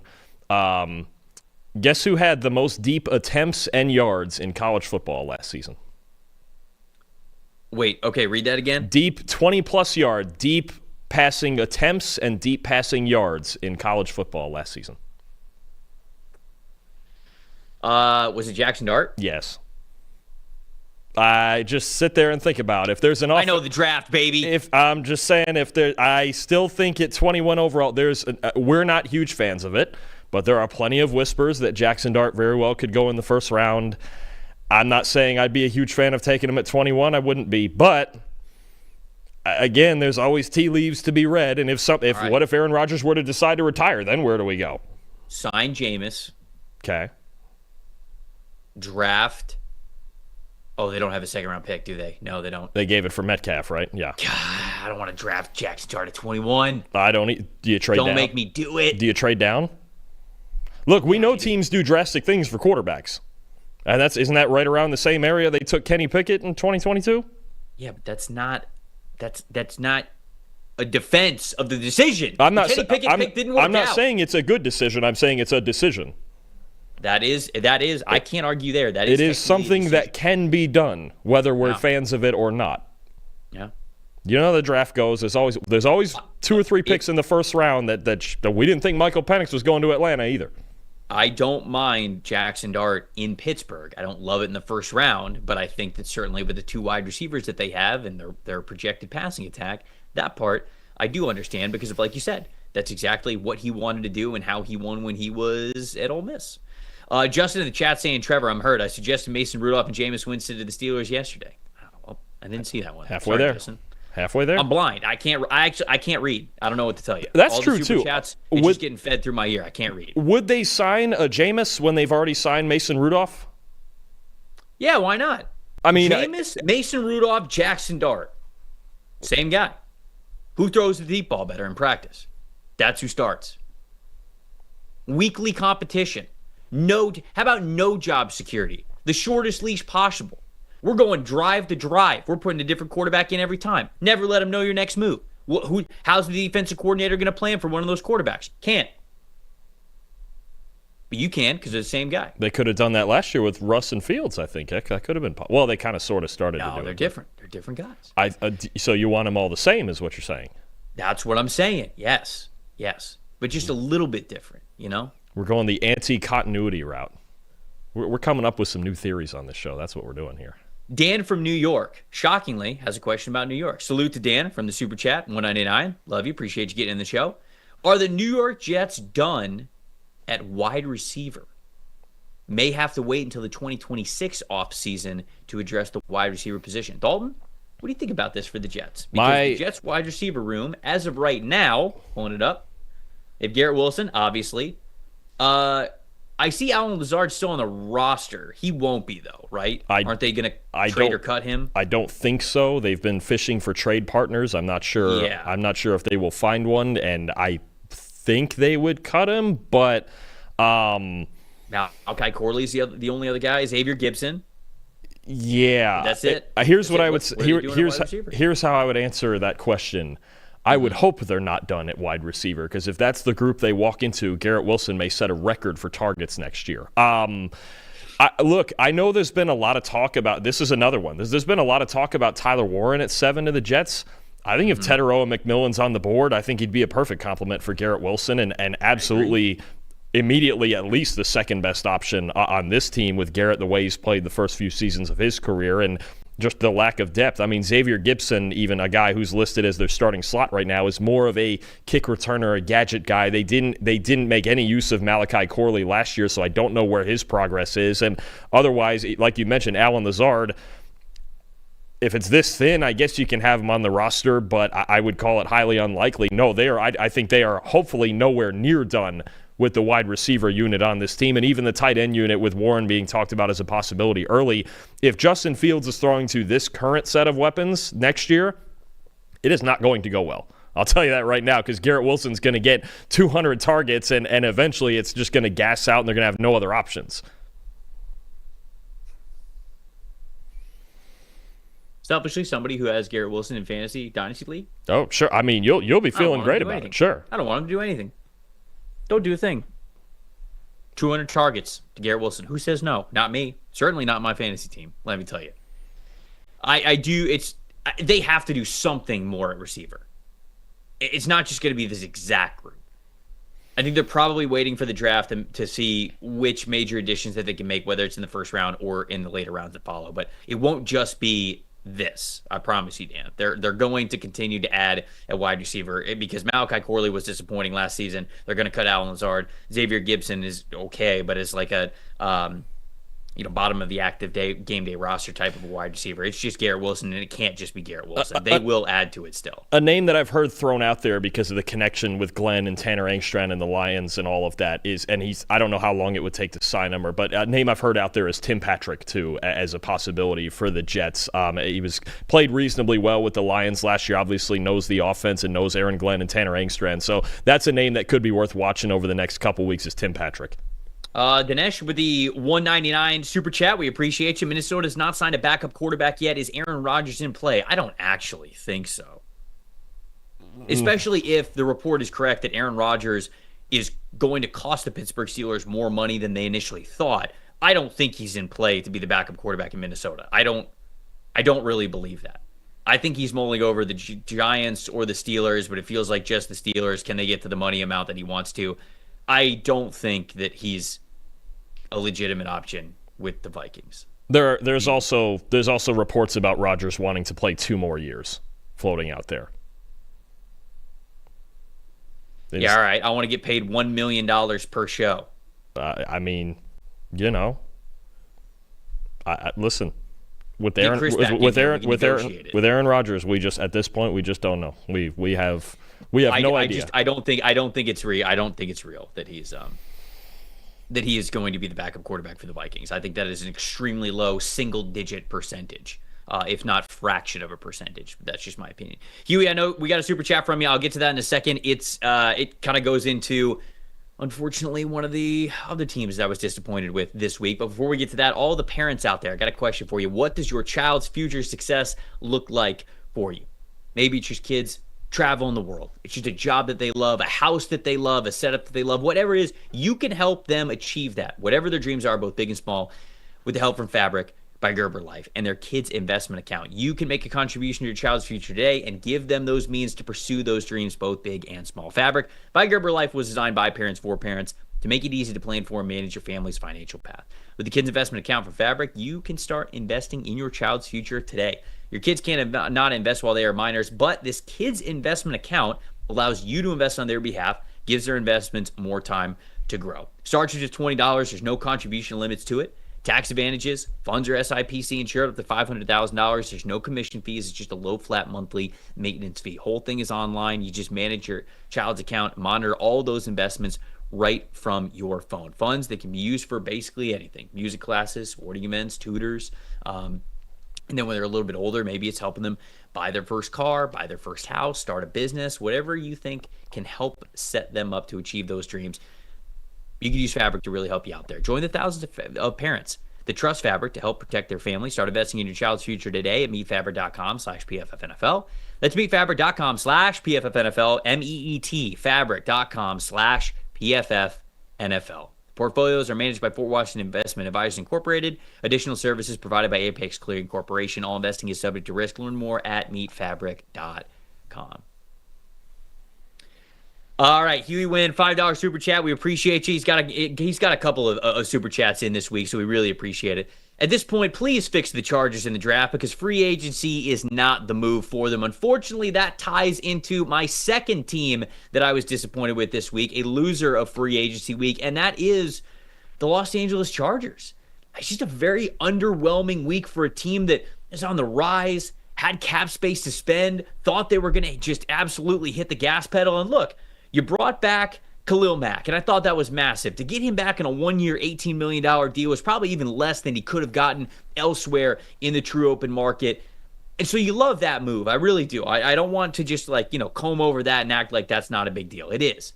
But especially with them moving on from Joey Bosa and getting a lot of cap relief, you signed Dante Jackson, you signed Najee Harris, you brought back Mike Williams, who, let's face it, you let Mike Williams walk and out of the building because you kind of thought that he was washed. You were sort of proven right, and now you're bringing him back?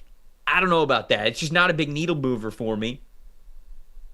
Re-signing Jalen Reagor, re-signing Denzel Perryman. They re-signed Tahir Tart as well. Extended Bradley Bozeman, who was fine last season. But again, I thought that they were going to make bigger splashes along the interior offensive line, maybe the cornerback room. I know the running back class wasn't great, but maybe at wide receiver, they certainly need a wide receiver more than just a Mike Williams, sort of homecoming there. I've just been really disappointed with the Chargers. I felt as though they could have really attacked free agency a little bit better. And we've said this before this week. You go into free agency sort of with a plan, right? You project how much these players are worth. You sort of have an idea and you go, hey, if the price tag gets here, we don't think that this player is worth it. I wonder if just a handful of those instances came up and the Chargers were second or third in the bidding for a certain player who went for a value that was higher than they were comfortable paying. And I understand sticking to your process and your principles, but it is now tough with free agency sort of dwindling down. You don't really have a lot of extra guys that weren't on the roster last year that you think are major difference makers for you, especially at some premium important positions. So you're losing Poona Ford as well. You can throw that in there too. It's just been disappointing for the Los Angeles Chargers, so they are one of the losers for me this week. I get it. In the sense of trying to win and contend possibly for, say, an AFC championship in 2025, it is a bit disappointing. Now, I do think they must see some value in keeping that long-term flexibility, right, and continuing to try to stack this team with young players. Let's face it, they had a really good draft last year. They could be in line to have another really good one this year, depending on what positions that they're going to attack, right? I'm getting their full arsenal of picks going right here, but I think it's what Jim Harbaugh is trying to do is create a sustainable winner, right? He doesn't want to sacrifice a ton of future flexibility thinking, okay, this is the year. We got the Chiefs where we want them and Denver, and we just made a wild card. I think we still have to remember they're going to keep the same process. And this team this past year was very much ahead of the curve, right? Because there was a handful of people that were like, okay, Jim Harbaugh is really good. He's going to get him in wild card position. But we thought there was a lot longer way to go with this team. We didn't think them just being better coached would lead to a 10-11 win season, right? So, I'm actually more curious looking at their stock of draft picks because I'm looking at 11 picks right now. Could that impact player come in the draft in a trade up from 22? Is that a scenario, right? Is it a Colston Loveland at tight end who's got the Jim Harbaugh connection? This is where I start to look forward because as we get past free agency, okay, we didn't do a whole lot in free agency, but I don't think any of the positions that we talked about them before free agency needing, I think they're all still similarly needed, right? So it's like you're talking about receiver, tight end, more speed at running back, defensive tackle. I mean, they're leaving themselves that flexibility, and they've got 11 picks, but only 3 of them are inside the top 100. So if you're going to go and get impact players and trade up, you might as well go ahead and trade some of those late-round picks and do it. I think that's kind of the mentality. We know they're going to be well-coached. We know Jesse Minter coaches a really good defense. We know they want to run the football, and people have talked about their interior offensive line too. So I'm curious where this goes moving forward and into the draft because I think that's the part that's disappointing a little bit with the free agency thing with the Chargers. They have the same positions of need coming out of free agency that they did going into it, right? And I think particularly at wide receiver, I think they were keeping an eye on DK Metcalf or even T. Higgins still, but it feels like they're going to stand pat and they're going to use their draft capital to try to find impact players that way. Yeah, it's the same conversation that I brought up of why I'm disappointed by the Titans. Okay, you spend a little bit of money here and there. I don't think your needs changed. You're still basically in the same spot. And again, with the Chargers, losing Poona Ford is big, in my opinion, because of how well he played for them last year. And yeah, of course, like I think that tight end's on the board for them, wide receivers on the board for them. I still think that running back is on the board for them, maybe not in the first round, because that's one of the few areas that maybe they believe they hit bringing in Najee Harris. But so is now defensive tackle. Kenneth Grant being on the board, Walter Nolan, one of Derek Harmon or Darius Alexander, like one of those guys now. I think is firmly on the table for them in the first round because they weren't able to get the impact players that they really wanted to get there in free agency. So I do think that it changes the draft a little bit in that regard. And they have a lot of picks to work with, and we'll see how they can navigate that. Did you get to both of your losers, or did you have one more left? No, I could go to my second one right now. Okay, let's do that, and then we'll rattle off a lot of the winners that we had for this week. Yeah, kind of similar to where I'm at with the Cowboys, and especially spinning the wheel on their defense. I just don't see a whole lot of difference made with the Cincinnati Bengals either. And you look at externally, the only guys really added are T.J. Slayton and Oren Burks. I like some of the guys that they have retained, right? Mike Gesicki, obviously on offense, B.J. Hill, Joseph Osai, but I don't see anything coming out of free agency that makes this defense significantly better, and they still have T. Higgins' situation looming over them, and they have Trey Hendrickson's situation looming over them where, they might be willing to trade him, but right now there's reports that their asking price is a first-round pick plus some for Trey, and, I don't know that they're going to want to re-sign him to elite edge money, right? So they've got 2 different major contract situations looming. They've got Joe Burrow, who's been kind of irritated throughout the offseason, and they have not significantly improved this defense in any way. I just don't see right now, as we sit almost a week into free agency, obviously since Monday and some of the other trades have been made, I don't see where the Cincinnati Bengals have improved. And this is an offseason where if they're going to win next year, they need to significantly improve because I think one by one, we just keep seeing teams in the AFC kind of pass them by with regards to roster construction. I think their offseason's been, when it comes to like the roster itself, I think it's been fine for Cincinnati, right? I mean, like they're bringing back a handful of guys they had last year. Because remember, they weren't disappointing last year just because they were completely void of talent. They just lost a bunch of games that, like, if I'm being honest, they should not have lost. So they go on that run at the end of the season, and you get to the point where, okay, this is actually how the Bengals should have been playing from the very beginning, and they weren't. So it's still realistic to say, hey, we just underachieved last season. It was some bad luck in the first half of the year. We can play better, and I think the second half of the season showed that. So it's realistic to still say that the Bengals are going to be better next year, just objectively, even with relatively the same roster. But the vibes in Cincinnati are not great. With like you said, T. Higgins situation, Joe Burrow's situation, Jamar Chase situation, Trey Henderson's situation, like it just doesn't feel great. And now you're moving on for Lou Anarumo, who I think is a good defensive coordinator, and so you're sort of changing things up in that regard. I agree with you. Like, it doesn't feel great for Cincinnati. It's not terrible. I think this week hasn't been terrible for them, but it feels like it just could have been a better offseason all around for them. When it comes to some winners, the first winner that I want to bring to the table, because we got our each of our two losers out of the way really quick. The Vikings. The Vikings are a major winner in my opinion, because I didn't know what my outlook was going to be for this team going into next season. They had major needs on the interior offensive and interior defensive line. They had some major needs at cornerback as well. And then, of course, there's the mystery of what was going to happen at quarterback. You know, were they potentially going to bring back Sam Darnold? So now they're not. They move on from Sam Darnold. They hit interior offensive line with some really good players, in my opinion, in Will Fries and Ryan Kelly. That really raises the floor of that interior offensive line unit from last year. They also do the same thing on the defensive side of the ball. They bring in John Allen. They bring in Javon Hargrave, who, maybe not the guys that they were 2, 3, 4 years ago, but still really solid players who help out a really good edge rush room and allow the middle of that offensive line to be a lot more stout for Brian Flores to get aggressive with the edge rusher position, with the off-ball linebackers, with the safeties as well. So that's really what you wanted. You wanted to just free things up schematically for you to get even more aggressive, or I should just say aggressive when you want to be.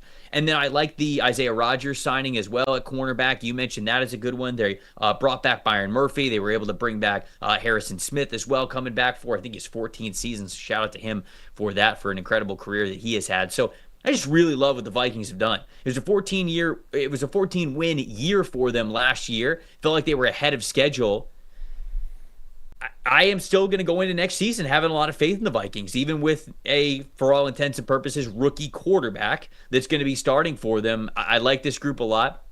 I think they've got some other young guys that can continue to ascend on this team. So Minnesota is a big winner for me for how they attack the trenches as well as they did. Absolutely. I'm with you. The interior of this offensive line, especially with Ryan Kelly and Will Fries on the inside, they got a lot better in pass protection. Their interior pass rush, where they ranked bottom 5 in pass rush grade last year, that gets a lot better with Jonathan Allen and Javon Hargrave. And I'm with you. I love this Isaiah Rodgers signing. I think he's a guy with a lot of potential. Obviously, missed all of 2023 due to suspension, but came back and again was the kind of that third outside cornerback for the Eagles and played very well in the 400-plus snaps that he played.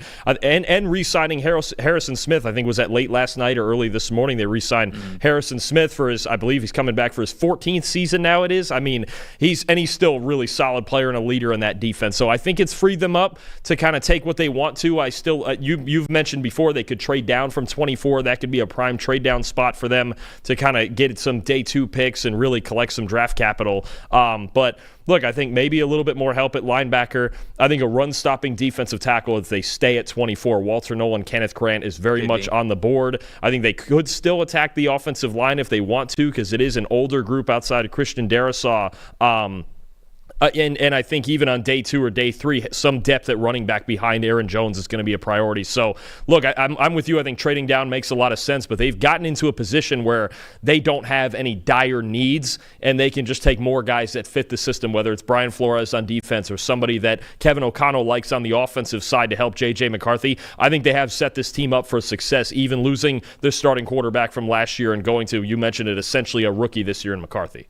All right, so you mentioned the New England Patriots as a winner for you. What's another team that you feel like was a winner here for the free agency period? I'll take another playoff team from the NFC, and I know it wasn't supposed to be a battle going into this offseason that they had to win, but the Rams, keeping Matthew Stafford, keeping Alaric Jackson, adding Devontae Adams as the second guy next to Puka Nacua. It feels weird to call Devontae Adams a wide receiver too, but I think in that offense he is. But that's a pretty darn good one when you talk about what he can still do to beat man-to-man coverage, right? I think that's a big deal of getting a guy like Adams in there, getting Puka Nacua to move all around the formation in the same ways that Cooper Kupp used to. I think Nacua, if he's healthy, could be in for a massive season, and the threat of Adams on the outside helps that. Poona Ford, love adding him into that defensive line rotation. That defensive line they're a problem. I'm telling you right now, they're a problem, especially now with Ford against the run game. I've said it over and over this week. That was a move designed to beat the Philadelphia Eagles.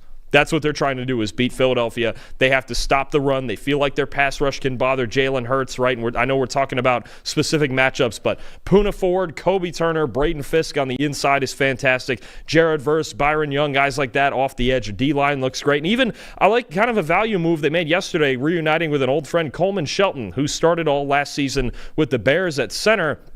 I think a good depth signing on their offensive line. They played Bo Limmer as a day 3 rookie last year, and he did a serviceable enough job, but I think you could even have an open competition at that center spot between Limmer and Coleman Shelton, who at least gave the Bears serviceable work, right? Obviously, they wanted to upgrade. They went and got Drew Dahlman, but as somebody who's familiar with the system and was there before, coming back and could start if you need or want him to, I think the Rams have done a fantastic job. And you even think about, look, we've talked a lot about the Bears trading for Jonah Jackson.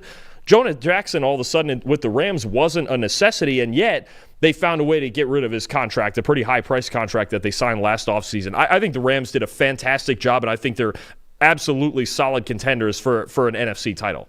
No, I think that they were a team that sort of surprised, but not really, right? When they got off to that slow start last year, they were, scheduled to pick in the top 10 when we were, 6, 7, 8 weeks into the season, and people, I think, looked at the Rams. They're like, okay, they're not going to be here when it's all said and done. And obviously, they end up making the playoffs, making quite the run. And I really feel as though if that wasn't a snow game in Philadelphia, like if that game was, even if you don't want to say that when if it was played in Los Angeles, like if it was just played in regular conditions, not snowing, I think there's a pretty good chance the Rams could have even won that game in Philadelphia. And so for them to stay on par with the team that they had last year and make a couple additions to change things for the better, I agree with you. I think the Rams are going to be really good. Here's a question. Do you happen to see any Cooper Kupp stats or any tweets about that over the last 24 hours? Because if not, I want to ask you a question. Do you see anything? Don't look it up. Don't look up his stats. Don't do it. No, I'm not going to. I haven't seen. Okay. If you're asking just if I've memorized some sort of Cooper Kupp number, I will say maybe. I just want to know over under. So he's played 8 years. Cooper Kupp's played 8 years in the NFL so far. Over under 4.5 1,000-yard seasons for Cooper Kupp. How many do you think he's had in his career? I think it's under. I'm pretty sure that's under. Because he's had early, it took him some time to get going the first couple of years because he was, what was he, a third round pick he was? Yeah, but he had 869 yards as a rookie. Yeah, and then he's always there's been multiple years where he's dealt with leg injuries and things, even like this past year where I'm going to say I think it's under 4.5. I'm pretty sure of it. Okay, what do you think it is? If you had a guess, I'll say 3. Okay, you're better than me. He's had 2. Cooper Kupp's only had 2 1,000-yard seasons in his career. Now, a couple of the seasons he was on pace for it and he got hurt, but I think, myself included, a lot of people remember that almost 2,000-yard receiving season, the one where he had over 1,900 receiving yards, and we were like, oh, yeah, I mean, that's just what we remember about Cooper Kupp. It's crazy to me that he's only had 2 1,000-yard seasons in his career. I think that's wild. I think there's part of that comes down to availability, right? I think there is. No. That's 100% what it was. There's an injury factor to it. Somebody just had said that to me yesterday. They're like, Cooper Kupp's only had 2 1,000-yard seasons. And I was like, there's no way that's true. And sure enough, it was. I want to go back to it. Yeah, you're good. Go ahead. I just look at he hasn't played at least 800 snaps in any of the last 3 years, and that's just regular season. I mean, I think that's really what it is the injuries and just not being able, missing, even if you're talking about missing 3 or 4 games, right, that it makes it a lot harder to get to those benchmarks, obviously. I want to go back to Sam's Super Chat.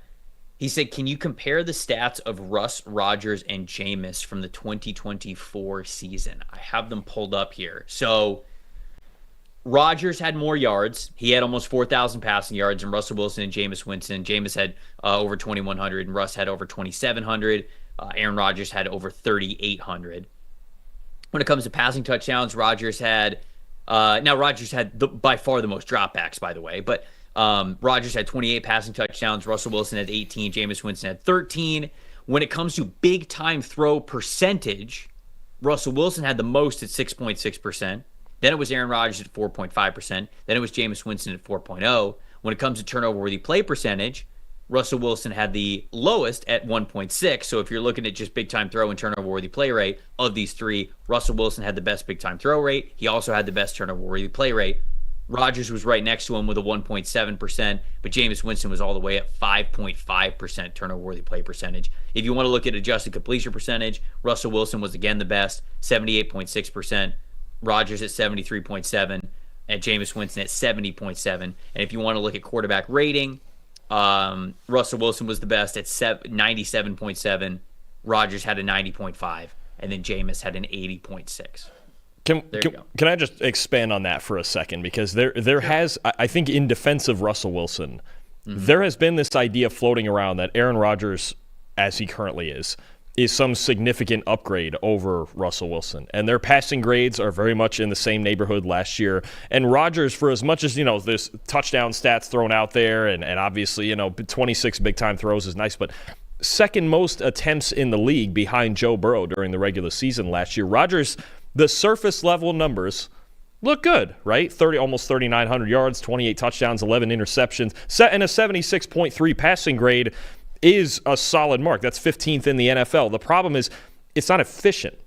It wasn't efficient at all. The Jets were just dropping back and throwing the football because, honestly, they had nothing better to do. For some reason, they couldn't run the ball. They're changing offensive play callers during the season. So I think this idea that Rodgers is some significant upgrade over Russ, I just think it's false. Honestly, I think they're about, even if you want to call them about the same level of quarterback with all those numbers you just mentioned, and keep in mind Wilson made, 6 less starts. He didn't start the first 6 weeks of the season. His numbers probably come out pretty similar to Rodgers when you stretch them out to a full season. So, I know for whatever reason, Pittsburgh heavily prefers Rodgers, and Rodgers may or may not want to go to Pittsburgh, but I don't think it's that big of an upgrade. I don't know that you're really doing a whole lot. Almost like the redundancy you were talking about with the receivers. I kind of have that with the quarterbacks too. And the funny part with the two receivers is Russ was the highest graded deep passer in the league last year.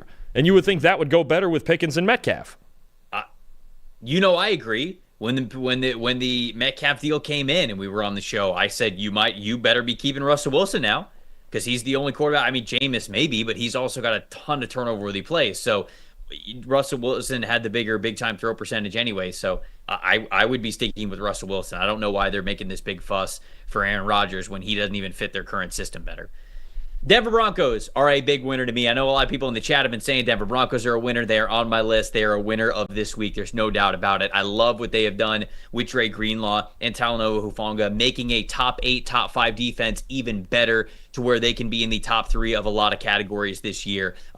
Making sure that the defense is exactly what it needs to be to complement whatever Bo Nix and the offense can be in his second year. I also love the fact that they added Evan Ingram. It makes it so a tight end addition at number 20 overall in the draft is not required. They could wait for it if they wanted to. They could get an Elijah Arroyo. They could get a Mason Taylor. They could get a Terrence Ferguson later in the draft. They don't have to draft the often drafted Colston Loveland at number 20. They can get flexible, perhaps go defensive line, make that addition even better, and get a rookie contract starter there as they hit free agency next year. And John Franklin Myers is a free agent. Zach Allen's a free agent, a couple of guys like that. So the Broncos are a big winner for me because they navigated this exactly the way they needed to. They made their strength even stronger on the defensive side of the football. They increased their team speed, and they gave themselves maximum flexibility. And they didn't add a crap ton of players. They just added 3 that were very, very impactful, and in my opinion, the exact ones that they needed. So the Broncos, big winner for me this week in free agency. Absolutely agree. Of those 3 guys, the favorite signing for me is Dre Greenlaw. If he's healthy, we know he can be a borderline elite linebacker. The Broncos secondary last year in grading was in the top 10. Their defensive line was in the top 10. I'm looking it up right now. Their linebackers were 26th. And it was, especially in coverage, a major problem for him. You get a guy like Dre Greenlaw, and we know what he can do when he's healthy, to replace Cody Barton, who's now gone over to Tennessee. And they still, I think they might add linebackers somewhere in the draft as well, because they've had some other young players who haven't panned out all that great. But you're taking a team now that had the one legitimate weakness on defense. And Talanoa Hufanga can help too, as kind of that box safety flying around all over the place, right? But I think Greenlaw for me is the one that stands out the most. If that works, and they must must feel like it's going to work with giving him a 3-year contract. There was a lot of thought that, coming off the Achilles and barely playing last year, that he was only going to get a 1-year kind of prove-it deal. Sean Payton must feel really good about Greenlaw's chances to be healthy and be really productive like he used to be all those years in San Fran. Who's next for you as a winner that we had this week? Well, one I've been talking about all week this is a team I didn't believe in last year preseason because I didn't believe they were good enough in the trenches. This year, Ben Johnson's gone out and fixed that. That's the Chicago Bears. Look, these offensive line moves alone. Jonah Jackson, Joe Thuney, and my favorite free agent signing, Drew Dalman. I'm going to have a more in-depth breakdown on that, maybe probably next week, I think. That alone makes them a winner for me. I think Ben Johnson has taken the angle of, look, I know we want to develop Caleb Williams. I know we want him to be a superstar, right?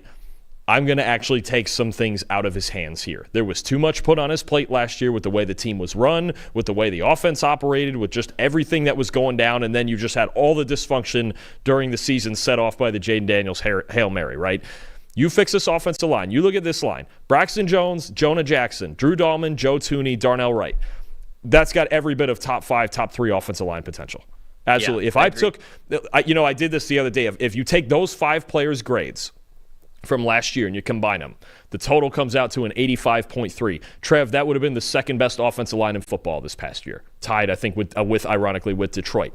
That along with, I like Dio Odeyingbo as a pass rush help, and Grady Jarrett's a veteran D tackle, and there were a lot of young guys, paid a good amount of money for those guys. I don't think it takes them out of a D-line conversation in the draft, but the offensive line moves alone, making Caleb Williams' life easier. And now, we've mentioned it, they may be the favorites to take Ashton Jeanty there at number 10 if he gets there, right?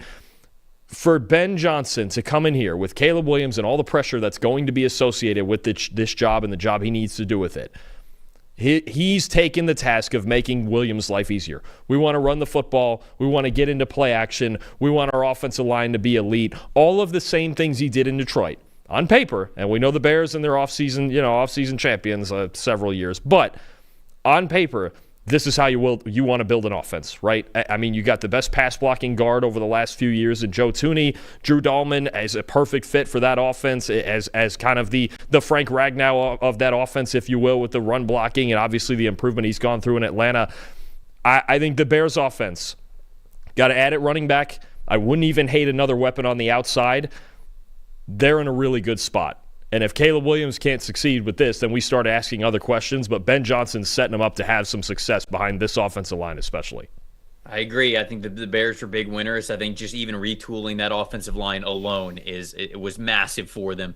And I think that it actually brings them a good projection going into next year to be even better amongst all the other changes that they have had. So I'm excited to watch the Bears. I know that they did really well last offseason and it didn't really manifest itself at all whatsoever, but I think things are going to be different this year. I really do. I'll go with the homer pick for my next one. I'll go with the Tampa Bay Buccaneers. I think that they were winners this week because of what they were able to do and how they were able to navigate things. To bring back a lot of the guys that they brought from last year's team that played really well, took Washington down to the wire, ended up winning the division again. Was it good enough to win a Super Bowl? Okay, probably not, but it got them right there, and I think that this team is worth keeping around and building upon. So to bring back Levante David and Ben Bredeson as just 2 guys that you really needed for the core of your roster. And then to have, I don't think this was a surprise necessarily, but Chris Godwin coming back, there was no guarantee that was going to happen. So obviously he's coming back from a major knee injury. We'll see sort of what his status is like when we get closer to training camp in the regular season. But to get him and Mike Evans back and paired together for another 3 years, it's massive for this team. Then I think the icing on top was the Hassan Reddick signing. I did not think that this was in the realm of possibility for the Buccaneers. I just did not think that this was a player that they were going to be interested in, given everything that happened with him when he was in New York / not really, because he was not really that big of a part of their plans given everything that happened.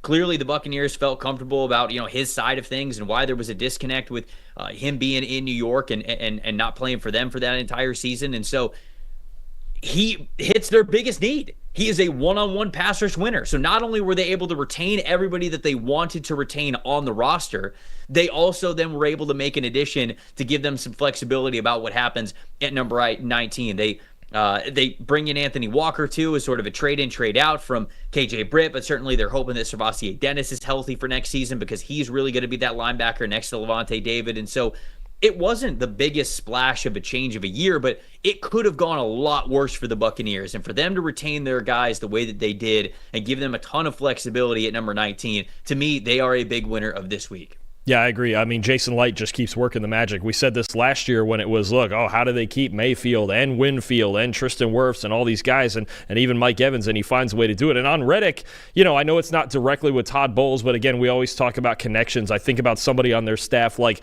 a Larry Foote, who was on the Cardinals defensive staff when they drafted Reddick in Arizona, right? I think there's so much of this free agency game that comes down to who you know, right? And I think Reddick obviously knows some guys on this Bucs staff, and they have an edge rush need, right? You have Reddick, you have Yaya Diaby. They're another one. I don't think it takes them out of the edge rush conversation. Now, I do think they may have bigger needs at linebacker. They re-signed Levante David again. It was an Anthony Walker they swapped out now for KJ Britt. Is that right? I mean, I think there's a need at linebacker. I wouldn't hate some help for Winfield at safety, maybe some cornerback depth, right? But I think you've freed this up now with Reddick coming in and the guys that they've signed.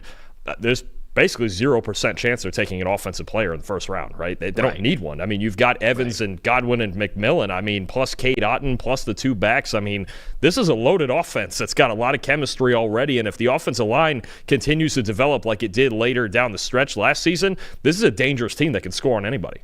I agree. I definitely agree. All right, so your last team. Who is your last winner of the week that you have here for free agency week? Well, I got last year's number 1 overall pick in, which means I had to get last year's number 2 overall pick in. That's the Washington Commanders. And look, did I necessarily love every single move that they made? The Javon Kinlaw thing was probably an overpay. I think they could have done a little more on their defense. They added Jonathan Jones at corner from the Patriots. Dietrich Wise, too, I think is a good move for the defensive line. I like both of those moves that happened today. Yeah. I actually like both of them. You got solid veterans in there, right? Benjamin St. Juste left and went to the Chargers. They go and get Jonathan Jones. Again, these are all still positions, I think, but the headliners here. Look, one, Deebo Samuel, I think, adds a dimension to their offense, especially after the catch, that can really benefit them, right? They were a top 6 team last year in running screens. Jaden Daniels getting the ball out quickly behind sometimes suspect pass protection, which brings me to the next point of you traded for an elite left tackle without giving up either of your first 2 picks in this draft. Huge. That's insane. Huge. Laramie Tunsil, I think it's over the last 5 years or 6 years, is the second best pass blocking tackle in the league. And this Washington team was 22nd in the league in pass blocking grade last year, starting a rookie, Brandon Coleman, for the most part, at left tackle. What this does for Washington's offensive line, and he had a career-high run blocking grade last year, and he's still only 31 years old. So look, I don't know what went down in Houston. I'm not in the Houston locker room. I don't have sources like that. I know Laramie Tunsil's an elite player and an elite pass protector, and we've got a young quarterback that we can take a chance getting a big money left tackle like that, give up some draft capital. We feel like we can compete. This offensive line just went from below average to at least above average with that one acquisition. Tunsil having a great tackle like that, it's not just that one guy. It makes the rest of your offensive line better when you can trust Tunsil to win all those one-on-one battles and you can shift protections the other way. And there's still other good players when they're healthy, right? Tyler Biotish, I know Andrew Wiley was playing a lot at right tackle. They may not start the season with Sam Cosmi with the ACL tear, but he's going to be in there eventually. And when you get him back, then you might have a plus unit on this offensive line. I think this Tunsil trade, it was certainly creative. And the fact that they did it without giving up either of the first 2 picks this year, and they can still add to the defense or add another weapon if they want to, I think just an incredible job by Adam Peters again to supercharge this offense around Jaden Daniels the way it needs to be. This is the way you want to do it. I think, again, I mentioned it for the Bears, but the Commanders too. You have a superstar quarterback, you build around him, and you make this offense as good as possible. They operated the way that they needed to, right? Coming off of a year where you go, oh, okay, our rookie quarterback's that good. Let's absolutely put the gas pedal to the floor while Jaden Daniels is on that rookie contract. So they are doing exactly what they should be doing this offseason, continuing to just add more talent and make that team better and take those chances, take those risks on a Deebo Samuel, on a Laramie Tunsil, right? Those guys are available for a reason, and you do your due diligence and you try to figure out, like, how much do we really believe that, would this person, fit with our team or not? I'd like them taking a chance on both of those guys no matter what. So I also really love what the Washington Commanders did. The last winner that I will bring to the table is the Buffalo Bills. When you look at what the Bills have done, I think that this is just one of the best football teams in the NFL that not only sustained their level, but also got a little bit better in areas where they needed to. First, look at their extensions. They extended Josh Allen. They extended Gregory Rousseau, Khalil Shakir, Terrell Bernard, all 4 good players to extend to make sure that you've got future money on the books for them. They re-signed Ty Johnson. They re-signed DeMar Hamlin. They traded Kyle Elam and released Von Miller. Those are 2 guys who, I don't want to say they were liabilities, but you were sort of like looking at them on the depth chart and you were, okay, well, were they giving you false hope on one way or another? Those guys are now no longer there. I like the fact they don't have to sort of try to figure out how to get the most out of those players. I like that they moved on from all of those guys. And then in free agency, they signed Derek Forrest. They signed Darrington Evans. Michael Hoyt, I love as a versatile defensive lineman on the team. Larry Ogunjobi as that veteran defensive lineman as more of an interior defensive tackle. Josh Palmer, I think, is a good complement to this wide receiver room. And then they bring in Joey Bosa as well to give them that veteran presence. And maybe he's not the pass rusher that he once was, but you're hoping that he could at least hold the line of scrimmage for you. And he's big enough and strong enough to be able to play anything from a 5 technique, reducing down to a 4-eye when they go into odd front sets. And so I loved what the Buffalo Bills did.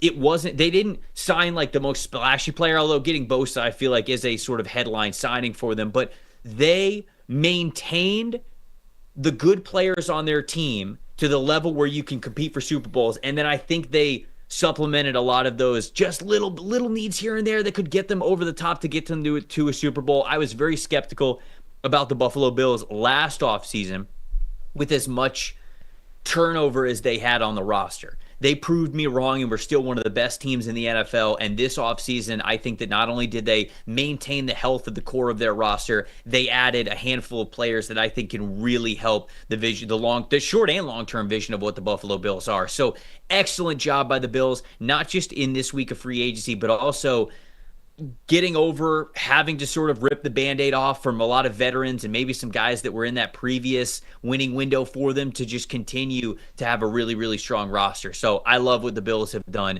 this week for sure. I think, look, anytime you have Josh Allen, you have a chance, right? Their downfall for 4 or 5 years now has been their defense in the postseason. To me, the more I think about them and the more they got three comp picks at the end of the 5th round. They're sitting on 10 total draft picks. I would really think about, I know they're sitting at 30 right now in this first round. If there is a specific player who they think that will be a star, especially in their defense, and they can move up, I would actually, the more I think about this, I would get aggressive in this draft. I would. I'd be looking to move up. If it's somebody like, if Jahdae Barron falls into a reasonable range, let's say between 18 and 22 awesome or so, for them. He would be perfect for Buffalo. If you feel like, one of these defensive tackles, Kenneth Grant or Walter Nolan is not going to be in your range and you have to trade up and that's your guy, go get him. I'm starting to think I wouldn't wait if I'm the Bills. They have enough depth. All those guys you mentioned gives them depth. They have a ton of rotational players. Obviously, they need some more talent at corner, but they need star power on this defense. They need somebody who's going to be an immediate difference maker. And if that means moving up from 30 to get him, I think that needs to be entirely on the table because that's the only thing. The offense is good enough. The offense is good enough to win the whole thing. It's the defense. It's Sean McDermott trying to fix this defense and find more star power in the middle of it and now at corner where they've got kind of a hole. We've talked about them to go in corner at 30, but if there's someone that they like better, if Will Johnson even has fallen, if he's falling out because teams have concerns about speed or injuries or whatever, and they only have to go up maybe 10, 12 spots to get him, go do it. Go get that guy. Go take the gamble on a guy you think is the star and raise the ceiling on this defense as opposed to bending and not breaking and just waiting on other teams to turn the football over. Yep, I'm with you. The offense is where it needs to be, and I even like the Josh Palmer addition. I like the fact that they brought back Ty Johnson. The offensive line was playing great last season, so the offense is good enough to win a Super Bowl. Can that defense be that same caliber?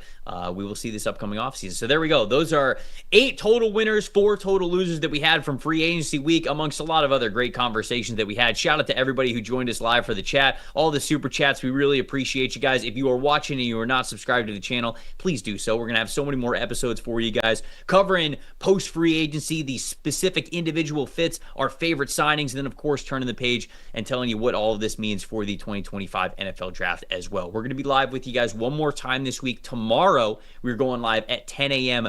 once again. We're going to be, I think we're doing draft grades tomorrow. I think we're doing full draft grades. Free agency grades, yeah.